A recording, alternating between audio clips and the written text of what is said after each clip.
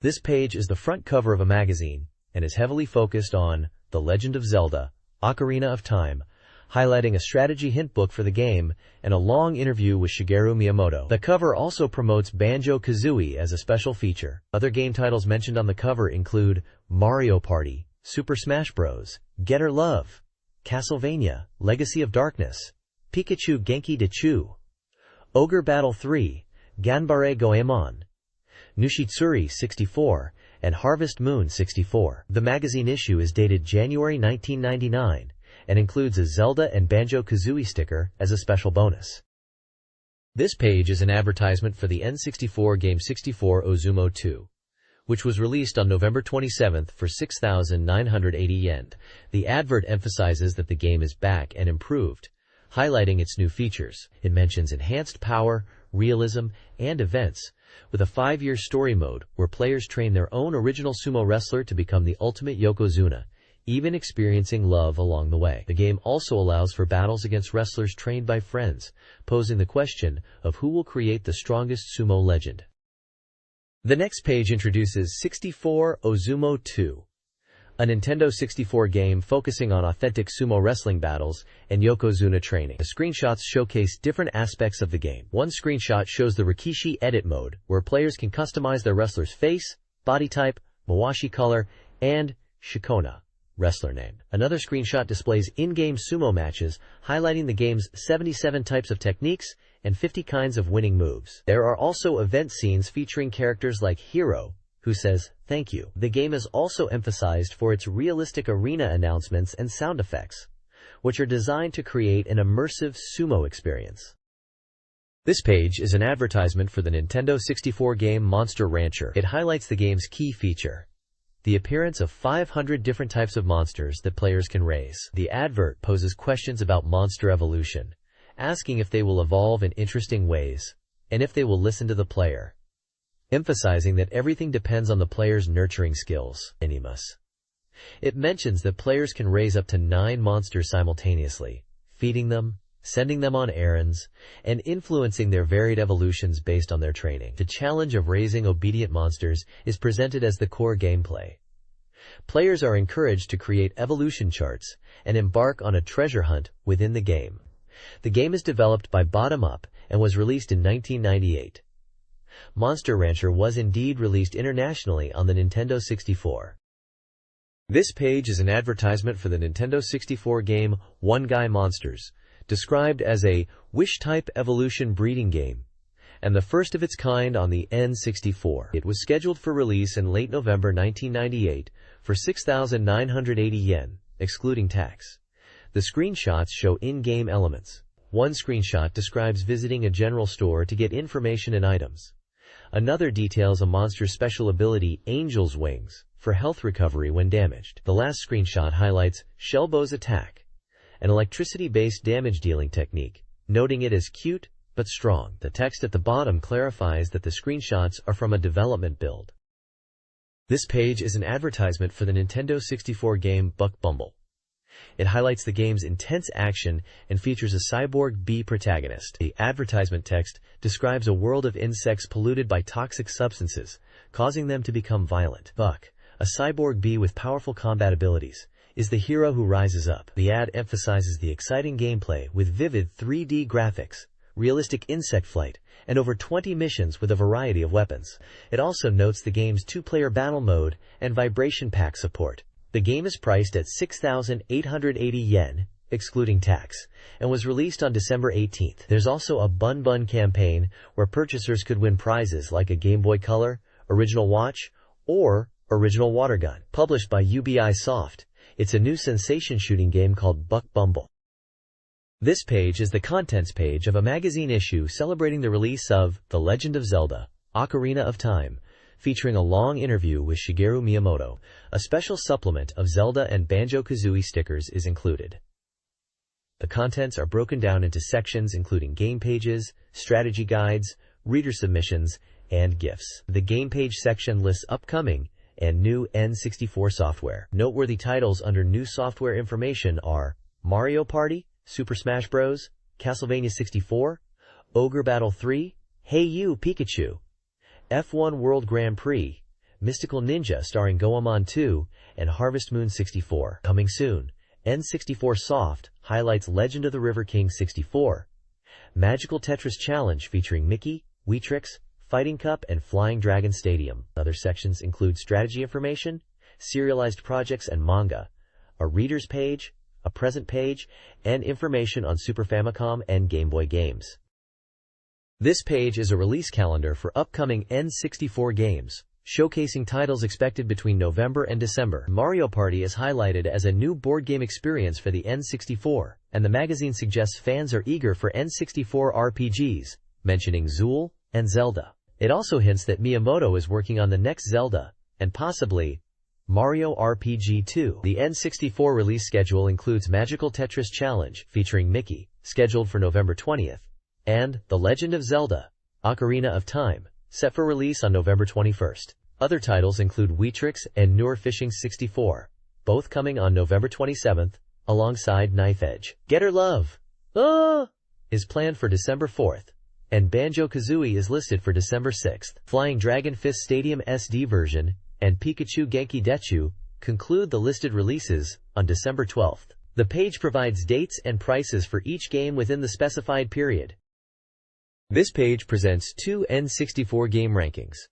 The first ranking is the Reader's Choice Anticipated New Games Top 20, showcasing the most eagerly awaited upcoming titles. At number 1 is The Legend of Zelda, Ocarina of Time, which is dominating the charts, followed by Hey You, Pikachu in second place. Ogre Battle 64, Person of Lordly Caliber is in third, and Mother 3, which was later known as Earthbound 64, is in fourth.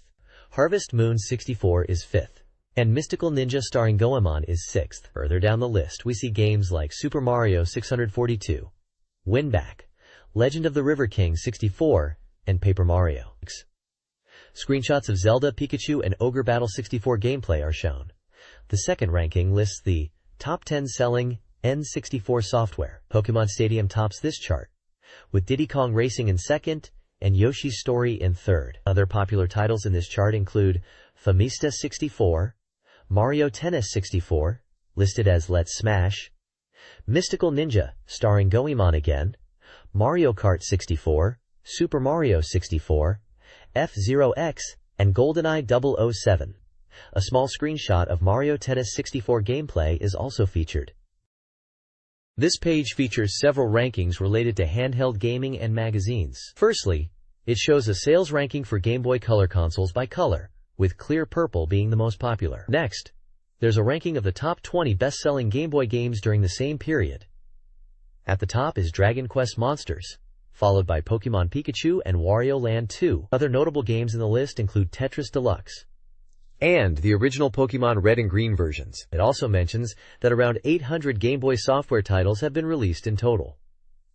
Moving to magazines, there are two top 10 rankings based on reader surveys. One ranks magazines based on the first one readers ever bought, with 64Dream magazine at number 1. The other ranking is for the most impressive issues, again with 64Dream magazine at the top, specifically the October 1998 issue, known for featuring artwork of Fushigadane, Bulbasaur, and focusing on Pokemon Stadium on the cover. Finally, there's a text box explaining that 64Dream magazine is a reader participation-focused publication that values reader opinions in its editorial direction. This page announces the upcoming release of Mario Party for the N64. It highlights that Mario is back on the N64 for a party game, just in time for Christmas. The page introduces the 6 playable characters, the familiar faces of Mario, Luigi, Peach, Wario, Donkey Kong, and Yoshi, each with a short description. Game information includes the title Mario Party, publisher Nintendo, a release date of December 18th, a price of 5,800 yen, a 256 M size, the genre as a board game, and support for 1 to 4 players. Screenshots show gameplay and controls, explaining how to start the game by stopping the roulette with the A button to determine the starting player. This 4-player board game, similar to Mario Party, involves rolling dice to move across a board and collect coins. Players choose from 6 characters and compete to acquire stars. The objective is to exchange 20 coins for a star at Canopio's location. The gameplay follows these steps. Decide players and characters, roll dice and move across spaces. Blue spaces grant coins, red spaces deduct them. Collect coins to reach Canopio and trade for stars. And finally engage in mini-games after each round. The board features spaces that trigger various events, including question mark spaces, blue star spaces, Bowser spaces, and chance spaces. The ultimate goal is to collect the most stars, as they determine the winner.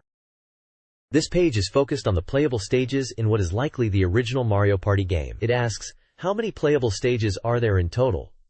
But says for now they are introducing 3 of them. These stages are Donkey's Jungle Adventure, described as a jungle stage with rolling rocks and dangerous events, but overall an easier stage with lots of blue squares for collecting coins. It mentions characters like Bowser and Boo appearing on this stage. Next is Yoshi's Tropical Island, a tropical stage with a unique mechanic where the positions of squares and characters like Koopa and Toad switch around, which can be used to make things difficult for opponents. Finally, there's Mario's Rainbow Castle, a rainbow-themed stage set on clouds, also with a lower difficulty level, making it good for beginners. It hints that Bowser is somewhere high up in this stage. Bowser is also pictured at the bottom of the page, proclaiming that he'll make everyone eat dirt. Mario Party features a vast collection of over 50 minigames with various player configurations, including 4-player battles, 2 versus 2, and 1 versus 3. The page showcases several examples, like Mukade de Go Go, Mario Orchestra, and Pikachu Ketchup Tenten, each with unique gameplay mechanics. Other featured minigames include Slot Racing, Atsukare Ball, Keep, Koopa Fusen, Kurekure Crane, Sumoguri Mario, Slider Bob Sleigh, and Bowling Go Go. The game offers Minigame Island for single-player and Minigame House for multiplayer, where players can focus solely on the minigames. Minigame House hints at a hidden secret. The page stresses the importance of collecting coins and reading instructions carefully. More details about the minigames will be revealed in a future issue. This page is all about Nintendo All-Star Great Melee Smash Bros., which we know internationally as Super Smash Bros. It's previewing the game and emphasizes the core concept. Blow away your opponent! The page highlights that popular Nintendo characters are central to the game, and having strong vitality is key. It shows screenshots and character introductions for Mario, Donkey Kong, Yoshi, and Kirby, alongside Pikachu. Mario is described as having all-around amazing ability. Donkey Kong is focused on power and speed. Yoshi is highlighted for his high jump ability, and Kirby can copy opponents' moves and even float a little. The text at the top notes, it's an amazing screen showing Mario, Kirby, Pikachu, and Donkey Kong, an all-star game where you'll be wondering who to play as. This page highlights an exhilarating action game featuring an all-star cast of Nintendo characters. The game's rules are simple. Players knock opponents off the stage to score points, and even if characters fall, they can quickly rejoin the battle within the time limit. The page also introduces the opening demo, which is said to be good, and features Mario and Kirby meeting. The page then spotlights 4 characters. Fox McCloud from Star Fox, who fights in the air with his blaster, Samus Aran from Metroid, known for her agile action, Link from Zelda, who naturally fights with his sword, and Pikachu from Pokemon, expected to be the cutest character, using electric attacks. The developers are credited as Nintendo and HAL Laboratory Inc., dating the page to 1998. The next page is about the highly anticipated 4-player battles in a new game featuring popular characters. It highlights the excitement of playing with 4 people simultaneously and compares it to the fun of Mario Party. The page focuses on the game's battle mode, showing screenshots of characters like Mario, Fox, Link, Kirby, and Donkey Kong fighting on 2D stages. The damage percentage system is explained, indicating that higher percentages make characters easier to launch. The character selection screen is also shown, featuring characters like Yoshi, Donkey Kong, Kirby, Link, Fox, Samus, and Pikachu. The text emphasizes choosing characters and stages strategically based on their characteristics for an engaging battle experience. It mentions that the game is designed for chaotic and fun multiplayer battles where players can gang up on opponents. This page introduces 3 stages for Battle Royale in a game, asking, whose stage is it? The first stage is called Peach Castle Rooftop. It is described as Mario's home ground, Peach's castle rooftop, and being high up is emphasized as dangerous. It mentions bumpers and slippery floors, adding to the battle fun. The second stage is Congo Jungle, which is Donkey Kong's home ground and jungle stage. It features a forest background and platforms that move up and down. The description suggests strategic battles using the stage's verticality. The final stage is Yamabuki City, Pikachu's home ground, which is described as a familiar town from Pokémon. The stage is set on the rooftop of the Saffron City Sylph Company building. It has 2 platforms floating up and down on the left, and Pokémon sometimes appear on the right side. The text encourages players to look out for Pokémon other than Pikachu. The page also has a section called Victory Screen Check. It explains that after a battle, a victory result screen is displayed, showing things like how many times you fell off. It encourages comparing battle results with rivals and emphasizes good sportsmanship, saying that even after a fight, everyone is still friends and should praise each other's play. The screenshots show victory screens for Mario and Pikachu in Battle Royale mode. This page is a preview of the N64 game, Akumajo Dracula Mokushiroku, known internationally as Castlevania 64. It highlights this as the first game in the Castlevania series to transition to 3D graphics for the Nintendo 64. The article mentions that fans were curious about what a 3D Castlevania would be like, and it was showcased at the Tokyo Game Show in the autumn. Screenshots depict classic Castlevania elements, such as a spooky castle under a blood-red moon, and in-game action showing the player character wielding a whip against skeletons. The text discusses the game's opening scene set in an old castle illuminated by the moon, emphasizing the quality of the graphics and story presentation. It also mentions that the goal of the game is to defeat Dracula, the Lord of Castlevania. The game was slated for release in spring of 1999. This page features a preview of the Nintendo 64 game Castlevania 64, known as Castlevania in the West. It introduces the 2 playable characters, Carrie Fernandez and Reinhard Schneider. Carrie Fernandez is described as a 12-year-old girl from the Fernandez family, who possesses magic exorcism powers and fights against demons. The page highlights her lineage and questions the extent of her powers and bravery. Reinhard Schneider, a vampire killer, is also showcased. He is presented as the heir to the traditional whip weapon of the Dracula series. The page emphasizes his role in combating the resurrected Demon King, Dracula, and questions his ability to use traps effectively. Screenshots show both characters in action, Carrie battling a skeleton with magical energy, and Reinhardt navigating a 3D environment. This page delves into the world of the Nintendo 64 game, likely known internationally as Castlevania 64, though referred to here simply as Dracula. It highlights the 2 main playable characters, Carrie and Schneider, emphasizing their unique combat styles and encouraging players to choose the one that suits them best. Beyond these familiar faces, the article introduces several new intriguing characters set to play a role in the story. We meet Renan, a mysterious demon who sells items within Dracula's castle, Vincent, a seasoned vampire hunter armed with a massive cross, and the enigmatic Rose and Mars. While their exact involvement remains unclear, the preview suggests a stronger emphasis on drama and character development than previous games in the series. The article highlights the game's unique and immersive atmosphere, encouraging players to savor it. Screenshots showcase gameplay and character interactions, including Schneider confronting Renan and Vincent facing a mysterious figure. Villager dialogue snippets paint a picture of a monster-infested land and Dracula's castle as a notorious demon stronghold. A final thought-provoking question challenges players to look beyond mere appearances to identify hidden demons, hinting at deeper mysteries within the game. This page appears to be a preview for the Nintendo 64 game Castlevania 64, known as Castlevania internationally. The page emphasizes the series' transition to 3D, highlighting the shift in combat dynamics where positioning and depth become crucial, unlike the 2D games. It introduces the playable characters Reinhard Schneider and Carrie Fernandez, noting their distinct fighting styles. The article points out environmental traps in Dracula's castle that can be utilized strategically, a variety of sub-weapons like crosses and holy water, and a health system. It also teases challenging new enemy characters and the importance of learning their attack patterns, as well as mastering each character's unique combat approach for victory. A clock icon in the user interface is also mentioned as an intriguing but currently unexplained element. The page is titled, Evil Beings Obstructing the Path, and the main tagline encourages players to see through the setup citizens, defeat the power of the devil, suggesting a challenging and strategic action experience. This page features Ogre Battle 3, Person of Lordly Caliber, a simulation RPG for the N64.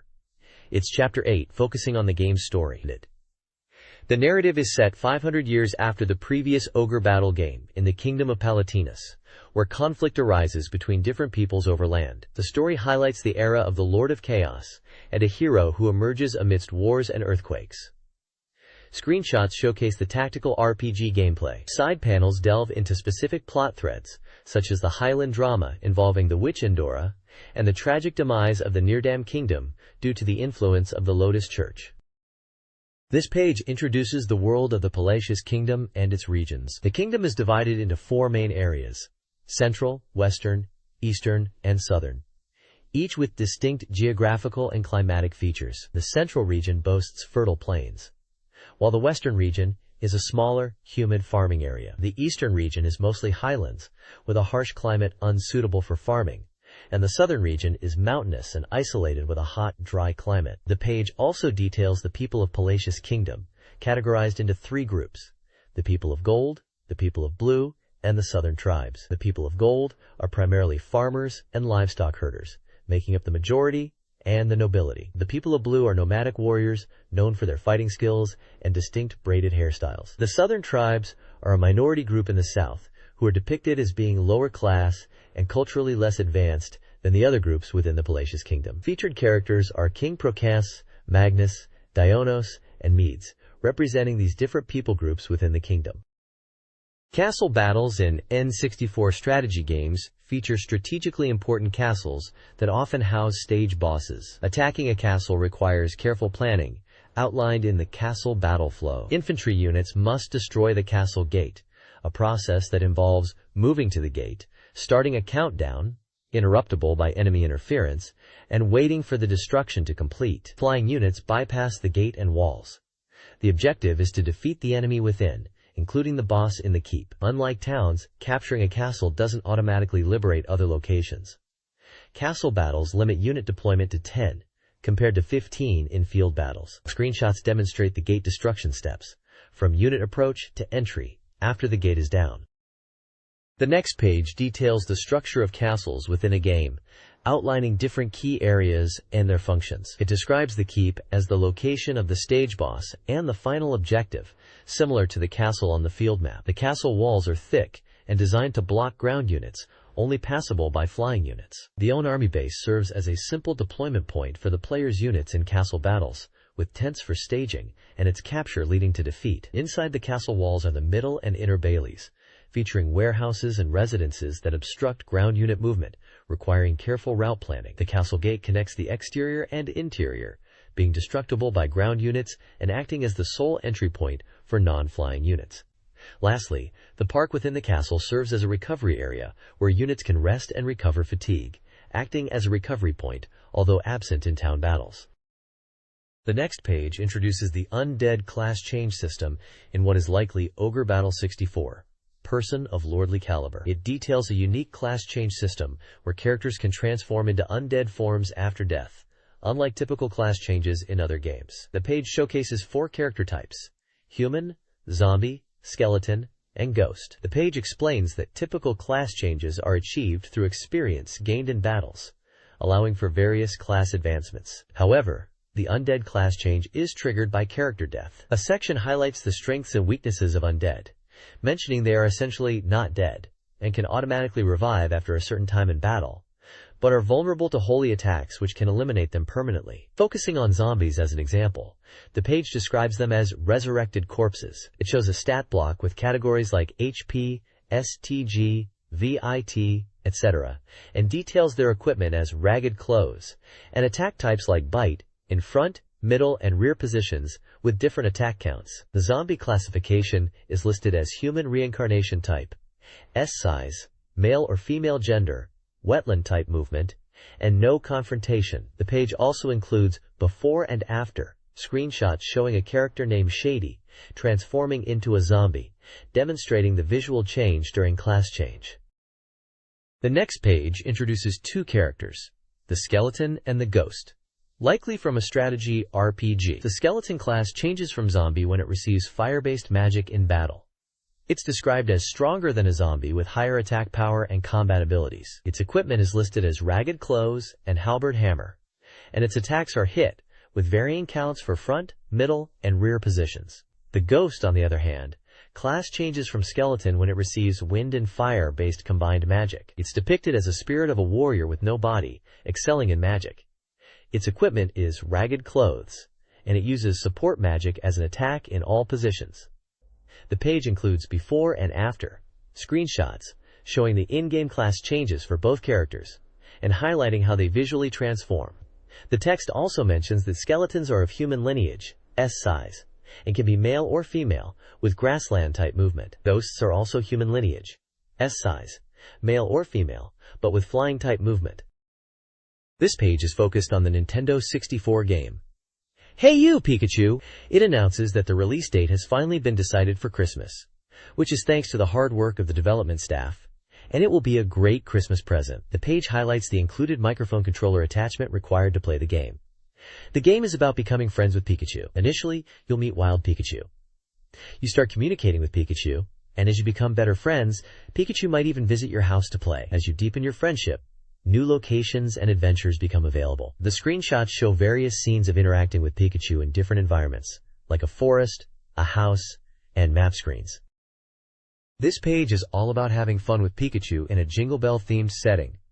It introduces various minigames and activities you can enjoy with Pikachu on the N64. There's a watermelon split game and another called Playing Tag Pikachu's Butt is Sticking Out, which sounds hilarious. You can also play with Caterpie and Nozono Kusa in what looks like garden environments. A new item called Pocket Helper is revealed, which looks like a mix between a Game Boy and a Pokédex, and Professor Oak is involved somehow giving you important information. The page also hints at other Pokemon appearing in these games, showing screenshots of Pikachu fishing and encountering Poliwag and Magikarp, and also fighting a Squirtle in a water setting, promising even more Pokemon fun to come. This page is focused on the N64 game F1 World Grand Prix. It highlights the game's features, emphasizing its realistic depiction of the 1997 F1 season, with drivers and teams accurately represented. The game is described as a proper F1 simulator experience, boasting detailed car physics and handling, making it feel like a true F1 simulator. The page showcases various game modes, including Exhibition Mode, Grand Prix Mode, which mirrors a full F1 season, Challenge Mode based on scenarios from the 1997 season, Time Trial Mode, and a two-player mode. Screenshots illustrate the gameplay, in-game menus, and driver selections, featuring drivers like Michael Schumacher and Heinz-Harald Frentzen on the Albert Park circuit in Australia. The game information box states it's published by Nintendo and developed by Video Systems/Paradigm Entertainment, released on December 18th, with a price of 5,800 yen, requiring 96 MB memory, categorized as a racing game supporting 12 players and vibration feedback, using a battery backup cartridge. This page is all about the N64 game F1 World Grand Prix, showcasing its realistic gameplay and presentation. The page starts by explaining the game screen interface, detailing what each element represents, things like player position, lap number, warning lights for damage, suspension, tires, wings, gears, engine, fuel level, speedometer, tachometer, lap times, and options. It emphasizes the game's realism, pointing out the detailed graphics of the courses and buildings. The page also highlights the selection of 11 teams and 22 drivers available in the game, aiming to capture the excitement of real F1 broadcasting and deliver a truly immersive racing experience. This page previews the N64 game Mystical Ninja starring Goemon, originally titled Ganbare Goemon, Derodero Dushu Obake Tenko Mori in Japan, focusing on its Japanese-style theme perfect for Christmas. The article highlights the two-player gameplay, where players can cooperate and even carry each other. It also mentions a song in the game performed by the famous Ichiro Mizuki, and a catchy phrase, Dada Dash. The preview then dives into the first area, Edo area, describing it as the starting point, and showcasing stage names like Horhor Kinzan and Oedo Castle. Players need to collect Tagata, or passes, to progress beyond the Edo Castle gate. The first boss encounter is also introduced, a large transforming mechanical turtle named Bismal Elegant. This page showcases stage areas and bosses from the N64 game Goemon's Great Adventure. It dives into three distinct areas: Dragon Palace area, Demon Island area, and Underworld area, each with its own unique atmosphere and challenges. The Dragon Palace area, themed around the sea and underwater settings, starts with Kappa Street. The boss here is the giant bewitching mermaid, Taisanba 4, a returning foe with a mermaid twist, battled in an underwater stage. Next, the Demon Island area is described as unpleasant and spooky, filled with traps and ghostly enemies reminiscent of yokai. Starting in the Lonely Road stage, players will face the giant ukulele Hawaiian boss, the Wind Thunder God, a bizarre yet formidable opponent. Finally, the Underworld area, while being the underworld, is surprisingly green and beautiful. Starting with the Winding Road stage, the atmosphere shifts again for the final challenge against the giant Super Dimension mecha boss, Kabuki Final, a powerful mecha enemy fitting for the final area. The page teases the question of who this final boss is, promising an answer in the next issue. The next page is a preview for Bokuju Monogatari 2, known internationally as Harvest Moon 64. It highlights the joys of farm life with animals. The article introduces sheep as a new animal in this sequel, alongside returning animals like cows, chickens, horses, and dogs. Taking care of these animals is a core part of the gameplay, with activities such as feeding them, talking to them, and harvesting products like wool from sheep, milk from cows, and eggs from chickens. The horse and dog are mentioned as companions with improved AI. The game is a simulation genre for one player, compatible with the controller pack, and was slated for release in February 1999 for 6,800 yen.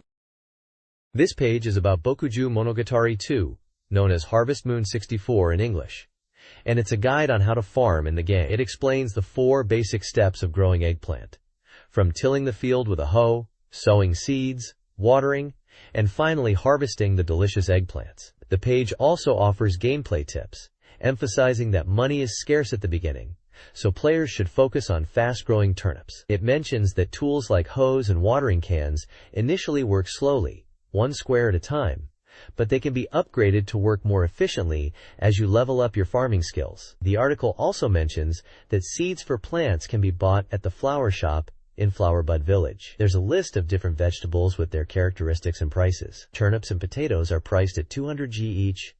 Cabbages and tomatoes are 300 G each. Corn is also 300 G.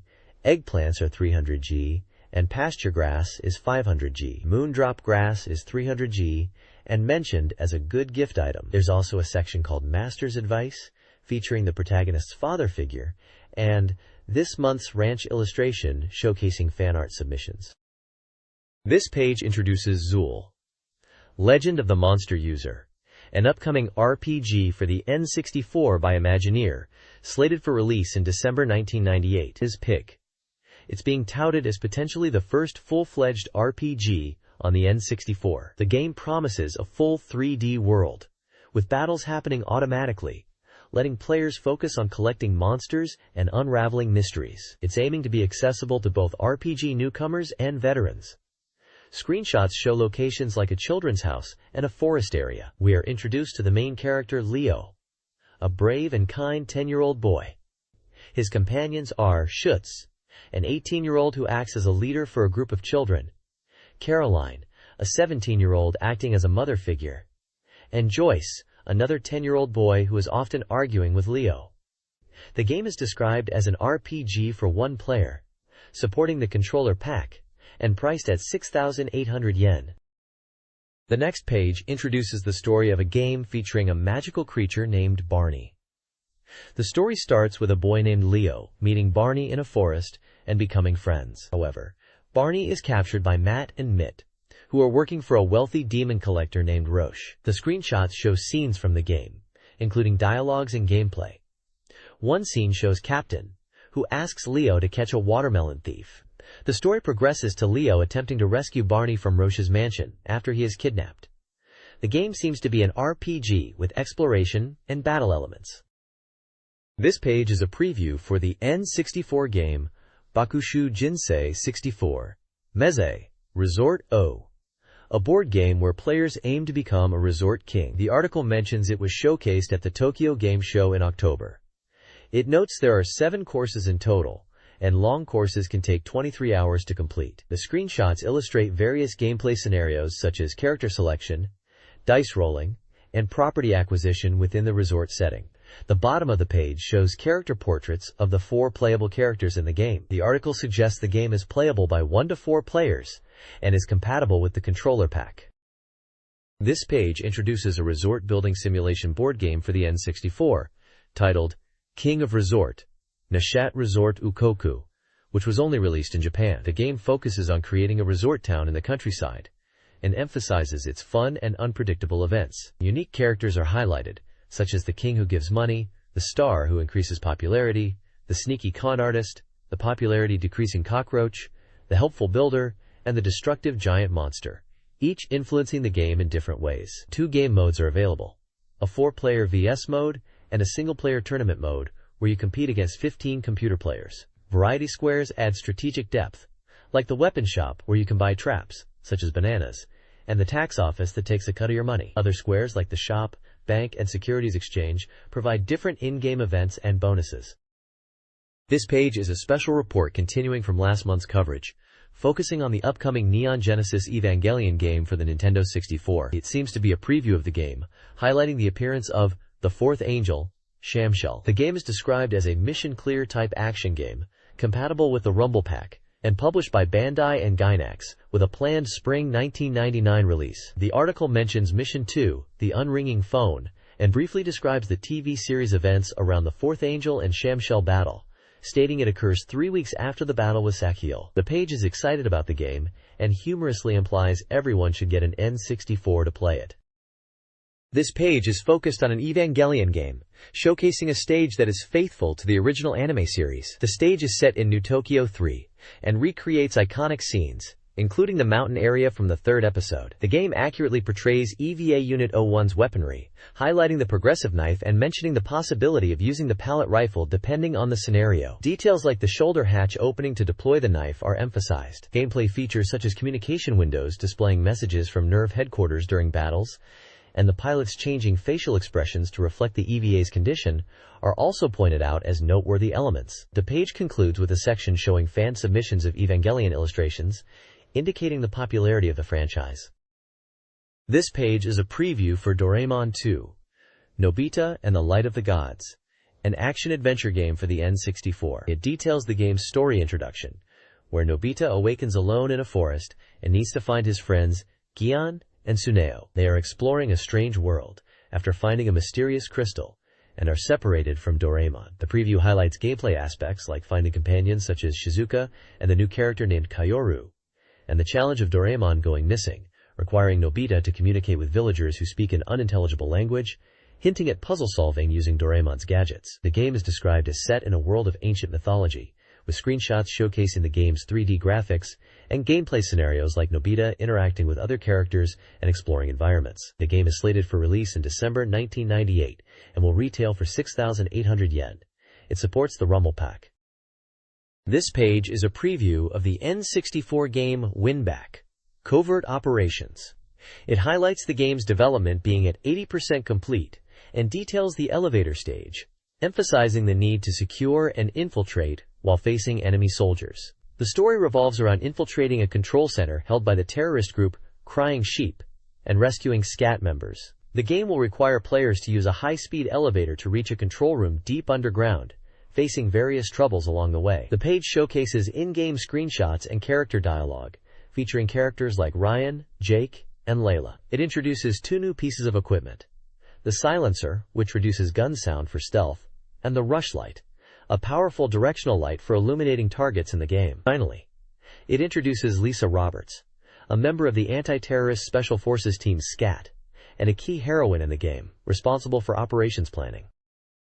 This page is an interview with pro wrestler Keiji Muto, also known as Natural Born Master, about the N64 wrestling game Battle Retsuden 2, which was released on December 26th, costing 6,800 yen and taking up 256 megabytes of memory. The game is in the sports/pro wrestling genre, supports 14 players and controller packs. Muto mentions he doesn't usually play games, preferring to discuss dreams and talk about movies.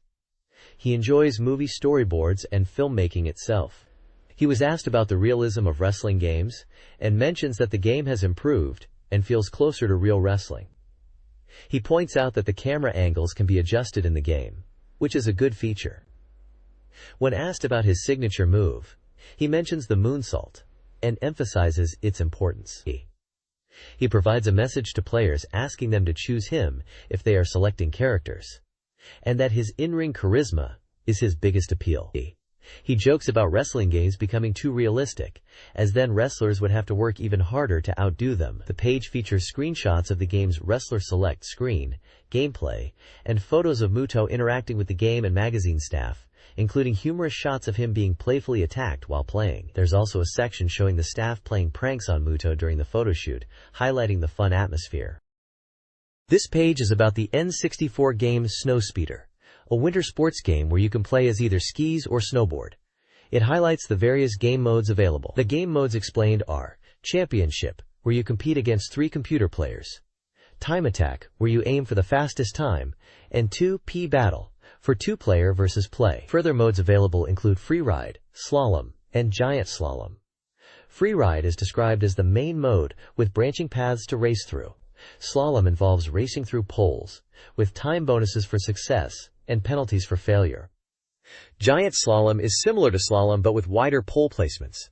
The page includes screenshots of each game mode in action, showcasing the gameplay and user interface. It also lists game details such as the title Snowspeeder, developer Imagineer, release date December 1998, price 6,800 yen, genre as sports, player count for 12 players, and compatibility with the Rumble Pack and Controller Pack. This page features an article on the N64 snowboarding game King Hill 64, which was released in Japan on December 18, 1998. The article is a guide on how to perform tricks within the game to get high scores. It breaks down different trick categories, starting with grab tricks, which are performed by using the R button and 3D stick during jumps. Next, spin tricks are explained as rotations done in the air using the 3D stick, mentioning impressive rotations like 1080 degrees are achievable. Flip tricks are described as dynamic aerial tricks that involve vertical rotation, again controlled using the 3D stick. The article also introduces continuous tricks or combos, giving an example command for ASTIFFYTWEAKINDYNOSEBONE. Finally, it advises players not to overlook smaller tricks, as even simple tricks performed on flat ground can contribute to a higher score, suggesting focusing on accumulating points with consistent and easier tricks. The page includes several screenshots demonstrating the different tricks and gameplay. Shortcut Breakthrough offers tips for finding shortcuts in Top Gear Overdrive to improve race times. 4 courses are detailed: Frigid Peaks, Fertile Canyon, Swampy Depot, and Downtown. Frigid Peaks, with icy roads, encourages mastering basics and utilizing mountain gaps and start shortcuts. Fertile Canyon has easily spotted shortcuts, but warns of caution near blind corners. Swampy Depot, with muddy surfaces, benefits off-road cars, highlighting swamp diving and tunnel routes, but some shortcuts may slow down on-road cars. Downtown features hidden course shortcuts, with branching routes for strategic item acquisition, nitro, catapult, and a highway jump, requiring quick judgment of strengths and race conditions. This page is all about 64 Uzumu 2, the N64 sumo wrestling game sequel published by Bottom Up. Scheduled for release in 1999, priced at 6,980 yen, it's an action-packed sumo experience. The game boasts single-player enhancements and features interviews with female reporters, even including parade events. The page highlights girl events overflowing in the game, with mentions of female characters like Yukiko, a diner's daughter skilled in cooking, and Tomoka, a sumo enthusiast from Osaka. These characters are involved in events across various locations, such as Nagoya, Osaka, and Fukuoka, where you'll encounter these female characters and deepen relationships. For aspiring yokozunas, the game offers thorough training over 2-month periods. For experienced players, there's even a skip option for training. A variety of 8 minigames are available to boost your wrestler's abilities. The game emphasizes both friendship and rivalry aspects, featuring characters like Genshiro, Ken, and Oyabata, your stablemaster, and the female character events are expanded beyond just the main character's interactions. This page is all about the Japanese-exclusive N64 game One Guy Monsters. The page announces a delay in the game's release date, pushing it back from November 27th to December 18th. It then introduces the town within the game, showcasing different locations players can explore. These locations include the player's house, the arena for monster battles, the association, and a general store where you can buy items like monster food and medicine. The page also highlights gameplay tips, emphasizing the importance of time within the game, as shopkeepers might not be available at night, and encouraging players to talk to store NPCs to gain helpful information. This page is dedicated to the N64 game Parlor, PRO64, a pachinko simulation title. The page highlights 3 different pachinko machines included in the game. First is CROEDO no Gensan, which boasts a 1/3 or less probability of entering probability variation and continues for 2 rounds. After probability variation ends, the digital display continues for 100 rotations. This machine is described as having reactive and colorful actions that are very appealing, promising a super explosion if the probability variation is triggered. The second machine, CR Kira Kira Paradise, is a Digipachi type, where aligning digitals doesn't directly result in a big win, but allows aiming for the V-zone prize pocket through middle and lower pockets. A big win occurs after entering the prize pocket. An odd numbers alignment triggers probability variation, which continues for 1 round. Lastly, CR Million Slot 6 represents a changed CR machine standard, directly expressed on its surface. It has a probability variation entry rate of 1/2 or less, continuing for 1 round, with a consecutive upper limit of 5 times. Described as having an adult-like specification with a relatively easy overall big hit probability, it is noted that big explosions are not expected, and it can be hard to get into a big winning state. The game is stated to be 128 megabytes in size for 1 player and supports controller pack. The release is noted as likely late January 1999. This page introduces 2 games. First up is Buck Bumble, an action shooting game for 1 to 2 players set for release at the end of 1998. It highlights the single-player mode and 2 multiplayer modes, Training and Battle Mode. Battle Mode features Back Battle, where 2 players fight using backpacks and weapons, and Buzzball, which is described as soccer with a giant ball. The second game is Tonic Trouble, an action-adventure game for 1 player, scheduled for release in January 1999. It was playable at game shows and is described as an adventure in a strange world. Screenshots showcase gameplay and dialogue snippets from the game. This page is a sticker sheet, volume 28 from 64Dream magazine, featuring various Nintendo 64 games. There are numerous stickers of characters and enemies from The Legend of Zelda, Ocarina of Time, including Link in various poses, Princess Zelda, Ganondorf, and creatures like Dodongo and a Deku Baba. Banjo-Kazooie is also represented with a sticker of Banjo and Kazooie wishing Merry Xmas. There are game logo stickers for Legend of River King 64, a fishing RPG released internationally as River King, Master of the Heavens. K-Knife Edge, likely referring to Deadly Arts in English, a fighting game.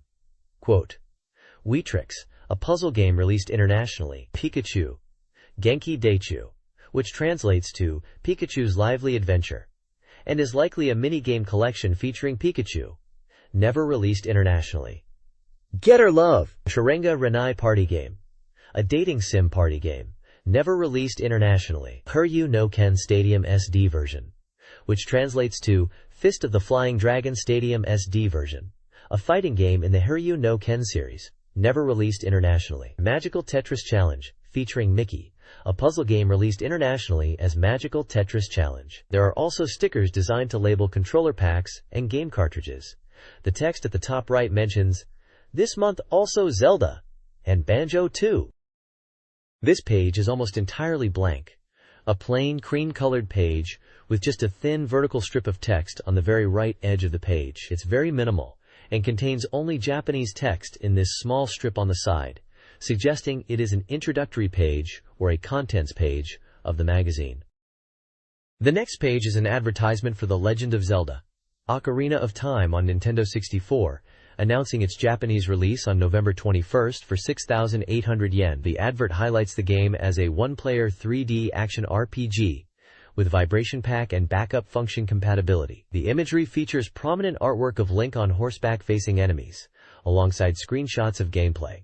It prominently displays the Nintendo and Nintendo 64 logos. The 64Dream Entertainment Club, January 1999 second renewal, encourages reader interaction. Readers are invited to submit postcards with game-related content, illustrations, and interesting information about school trends or fun ways to play games. The staff, busy with year-end preparations and anticipating the new Zelda title, introduces its 5 members. Each member shares a detail stuck in their head, Leader Massey, Banjo Theme, Vice Leader Keisuke, Panzer Dragoon Song and SLG Game, Secretary Chizuru, Wataru Seiken wa Onibakari Song, Restaurant Experience, Editor Mochio, Jessica Obasan's Casebook Theme, The Poseidon Adventure, and Librarian Fukami, YMO's Techno Sound, Ito Takeshi CD series. Readers can send submissions to the Rokudori Entertainment Club department at the provided address. The From Letters section of the magazine addresses reader inquiries and presents various columns. One reader questioned the lack of entertainment, prompting a response about planned improvements to inject more variety into the magazine. Another asked about future game features, with Uga, Dracula, and Tokimeki Memorial GB being considered. An anonymous reader suggested a Banjo-Kazooie commercial. Other columns include Winter is Approaching, discussing the season, video games like Pokemon Gold and Silver, and anticipating N64 releases. Mochio's Otaku Diary recounts a sick day spent watching Star Wolf and drawing connections to the Star Fox 64 game. Finally, Banana Consultation Corner offers advice to a university student struggling with motivation, suggesting they consider pursuing their CG design dreams after graduation and focus on their present responsibilities. This page is from the Analog Chat 64 section and discusses GAL games, or dating simulation games. It addresses a reader's question about feeling awkward for liking these games and seeks advice. The article explores why people might feel embarrassed, comparing it to being a fan of idols, and suggests it's all about imagination. It advises readers not to be ashamed of their hobbies and to enjoy what they like. The Teach Me Mr. Kanagu corner answers a question about what editors do on their days off, revealing they mostly sleep and play games. The Club Activity Report covers the Mahjong Club's participation in a tournament, facing professional players. This Month's Pet introduces a cat named Samaris. This Month's Sake recommends a dry martini cocktail and mentions the Bronx Bar. Finally, GoldenEye 007 is featured as the best match game, described as a sophisticated and thrilling game for adults. The next page is about dating simulations on the N64. It highlights the absence of voice acting on the N64 compared to the PlayStation, and how this impacts gameplay. The page offers tips on how to succeed in dating sims, focusing on creating date combos and aiming for the best ending where the girl confesses her feelings. It suggests date locations like ramen shops, cafes, and amusement parks, and mentions that evening dates are effective. Two character archetypes, Getter 0 and Getter 1, are introduced as examples of potential love interests in these games. Getter 0 is described as a childlike girl who is popular, while Getter 1 is presented as seemingly innocent but actually deep and rule-abiding. The page emphasizes understanding the girl's personality and aiming to reach an ending where she confesses her feelings to be considered a confession man. This page reveals the results of a Getter Love popularity poll. The poll is focused on characters, and the results are presented in a ranking format. The top character in this month's poll is Minagawa Mayumi with 33 votes, followed by Amami Kihiro with 21 votes, and Suzuki Hana in third place. There's also a section showing the cumulative totals, with Minagawa Mayumi leading significantly at 105 votes. Descriptions for some characters are provided, such as for Limaifa as Getter 2, and Amami Kihiro as Getter 3. The page also includes reader comments and information on how to send in postcards for the poll. It mentions Hudson Soft as the copyright holder at the bottom. The characters seem to be related to a game or series called Getter Love, but the page itself does not explicitly mention an N64 game title. It's more of a character popularity contest within the magazine. This page from the magazine is dedicated to competitive N64 gaming, specifically focusing on GoldenEye 007. It's titled Gungan Dance Battle Club and explores the burning spirit of competition. The page lays out a set of 10 combat game rules for respectful and engaging play, covering everything from setup to post-game etiquette. These rules are presented as guidelines from the editorial department, encouraging readers to adopt and share their own favorites. Furthermore, it outlines combat etiquette rules, prohibiting disruptive behavior like moving opponents' chairs or distracting impersonations during gameplay, even banning impressions of deceased comedians. There are reader submissions for GoldenEye 007 gameplay strategies, including one called Running Wild Bond-Style Whoa, which involves constant running and mine placement, and another humorous strategy titled Pantsu Mitaisa Sunk Into I'm It, which uses the toilet area in the facility map for sneaky attacks. The page highlights the ongoing enthusiasm for GoldenEye 007 and the creative, sometimes quirky, ways players enjoy the game. The next page is split into two game previews, Winback and Turok 2, Seeds of Evil. Winback is titled Modern Firearms Fortress and is previewed as a two-player battle game for the N64. The article mentions that despite being two-player only, it offers exciting gameplay with detailed environments. Key features highlighted are the use of cover for strategic gameplay, varied map designs, and multiple battle modes that extend beyond typical deathmatch scenarios. Turok 2 is presented as Wild Child Revival and focuses on the 4-player battle mode enabled by the 4 MB expansion pack, emphasizing the enhanced graphics. The preview questions which characters will be playable, suggesting the possibility of using enemies as characters alongside Turok. It also speculates about the inclusion of super powerful weapons from the single-player game in multiplayer, and discusses stage and map design, hinting at jungle and temple settings, reminiscent of the first game. The article concludes by noting that while details about the battle mode are still unclear, the visuals are exceptionally impressive, and the gameplay is expected to be smooth. This page is a humorous comic strip titled Dream Drunker that parodies characters from the Zelda and Mario universes. The comic opens with a discussion about a DD book by Koopa, Bowser, questioning its purpose.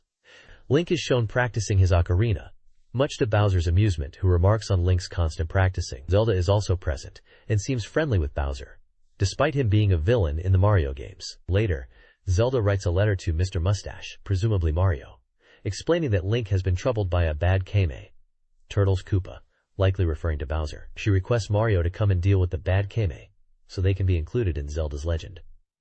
Suddenly, a pipe appears, confusing Bowser. Mario pops out of a pot plant, surprising both Link and Bowser, who are seen fighting in the next panel. Bowser is frustrated and questions why he is in this world and what Mario is doing here. The overall tone of the comic is lighthearted and comedic, playing on the crossover of these iconic Nintendo characters. The text at the bottom mentions that the Zelda game is being played to death and expresses a desire for cool drawings of Link. It also provides an address for sending fan mail related to the Dream DD series. This page is an advert for the game Banjo-Kazooie. The page features a large image of Banjo and Kazooie in a 3D rendered style, with other characters surrounding them like Tooty and Dingopotamus and Mumbo Jumbo. The text highlights the game's fun and beauty, emphasizing it as a great adventure and a much-anticipated title, stating that even people who are not typically into import games will definitely enjoy it. The advert encourages readers to play it as it is highly engaging and promises further introductions to the game in the future. The page also displays the game logo, with both the Japanese title Banjo-Kazooie no Daibuken and the English title Banjokazoie. This page is all about Banjo-Kazooie, known in Japan as Banjo and Kazooie's Great Adventure. It's a preview covering the first 6 stages and offering hints to players, but promises no spoilers. It mentions to look closely at the photos for hints if you get stuck. The game is published by Nintendo and was released on December 6th, priced at 6,800 yen. It's an action game for 1 player with a 128 MB memory capacity. The page highlights 4 key beginner tips. Firstly, you can create up to 3 save files, each tracking your playtime and musical notes. This is great for families or siblings playing together and competing. Secondly, the game always starts in Gruntilda's lair, and you should use the map to navigate to different stages, emphasizing it's designed to be user-friendly. Thirdly, to enter new stages, you need to collect jigsaw pieces. Find puzzle panels, and when you have enough pieces, the stage entrance will open. Finally, in each stage you learn new actions from bottles. For example, the Kazooie Dash is taught by pressing the C left button. Learning new actions is essential to progress further in the game. This page is a stage guide for Banjo-Kazooie, showing the progression through Gruntilda's lair, the central hub of the game. It maps out the levels, starting from Gruntilda's lair entrance and branching out to different worlds. The guide highlights key elements for each stage, marked with symbols: S, indicating the stage entrance within Gruntilda's lair, and P for jigsaw puzzle pieces available in each level. The stages listed are Gobi's Valley, Freezy Peak, Bubblegloop Swamp, Treasure Trove Cove, Clanker's Cavern, and Mumbo's Mountain. The guide also shows the number of jigsaw puzzle pieces in each stage and the required musical notes to access certain areas, indicated by music note symbols with numbers like 350, 260, 180, and 50. The text at the bottom mentions that Gruntilda's lair is complex, with many interconnected paths, and emphasizes that you need to collect musical notes to open doors and progress. It advises players to carefully explore each stage. This page is a guide for the first stage of Banjo-Kazooie, called Mumbo's Mountain. It details how to enter the stage by having one jigsaw piece and 0 music notes, and it highlights the locations of jigsaw pieces within the level. It gives tips for new actions you'll learn, such as Kazooie Dash, Claw Swipe, Wonder Wing, and egg aiming. The guide points out specific areas to explore, like looking up at Mumbo's hut, smashing objects, and dealing with enemies like gorillas. It mentions that Chimpy is looking for something, and that you can get new techniques to defeat the gorilla enemies. The page also advises consulting Mumbo Jumbo if you get stuck in high places, and mentions using new techniques in areas with strange stone poles. Finally, it talks about finding all the Jinjos in the stage. A one-point advice section hints at something hidden in Gruntilda's lair related to a face. The page shows screenshots of gameplay in Mumbo's Mountain, showcasing areas and characters. This page is a guide for the Treasure Sack Beach stage in Banjo-Kazooie. It highlights basic gameplay tips for beginners. To enter this stage, you'll need 2 jigsaw pieces and 50 music notes.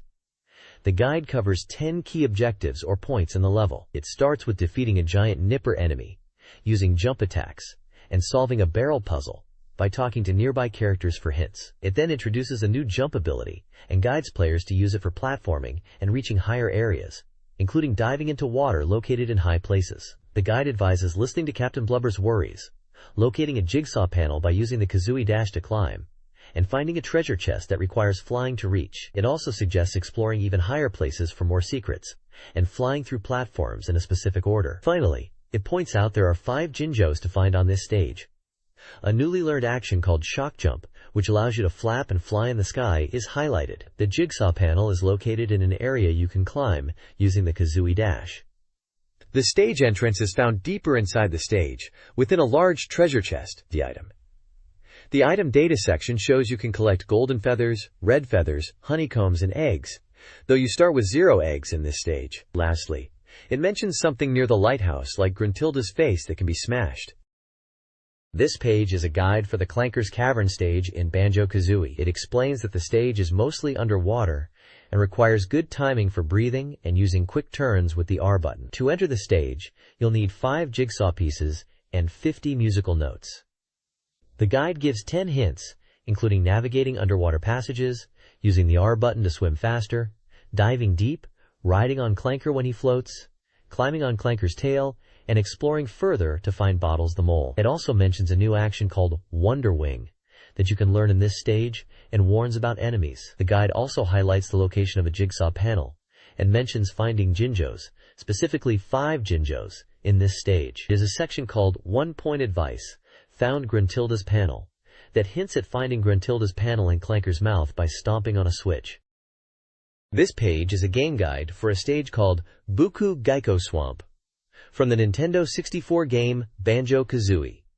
The guide highlights 10 key points within the stage. These include time attack challenges in high areas, giant eggs falling from the sky, battles against frog enemies, jumping sections, narrow paths requiring careful navigation, transformations using Mumbo's magic, helping a golden crocodile and a turtle named Kamasan, a music-based challenge with a maestro, and finding Jinjos hidden in high places.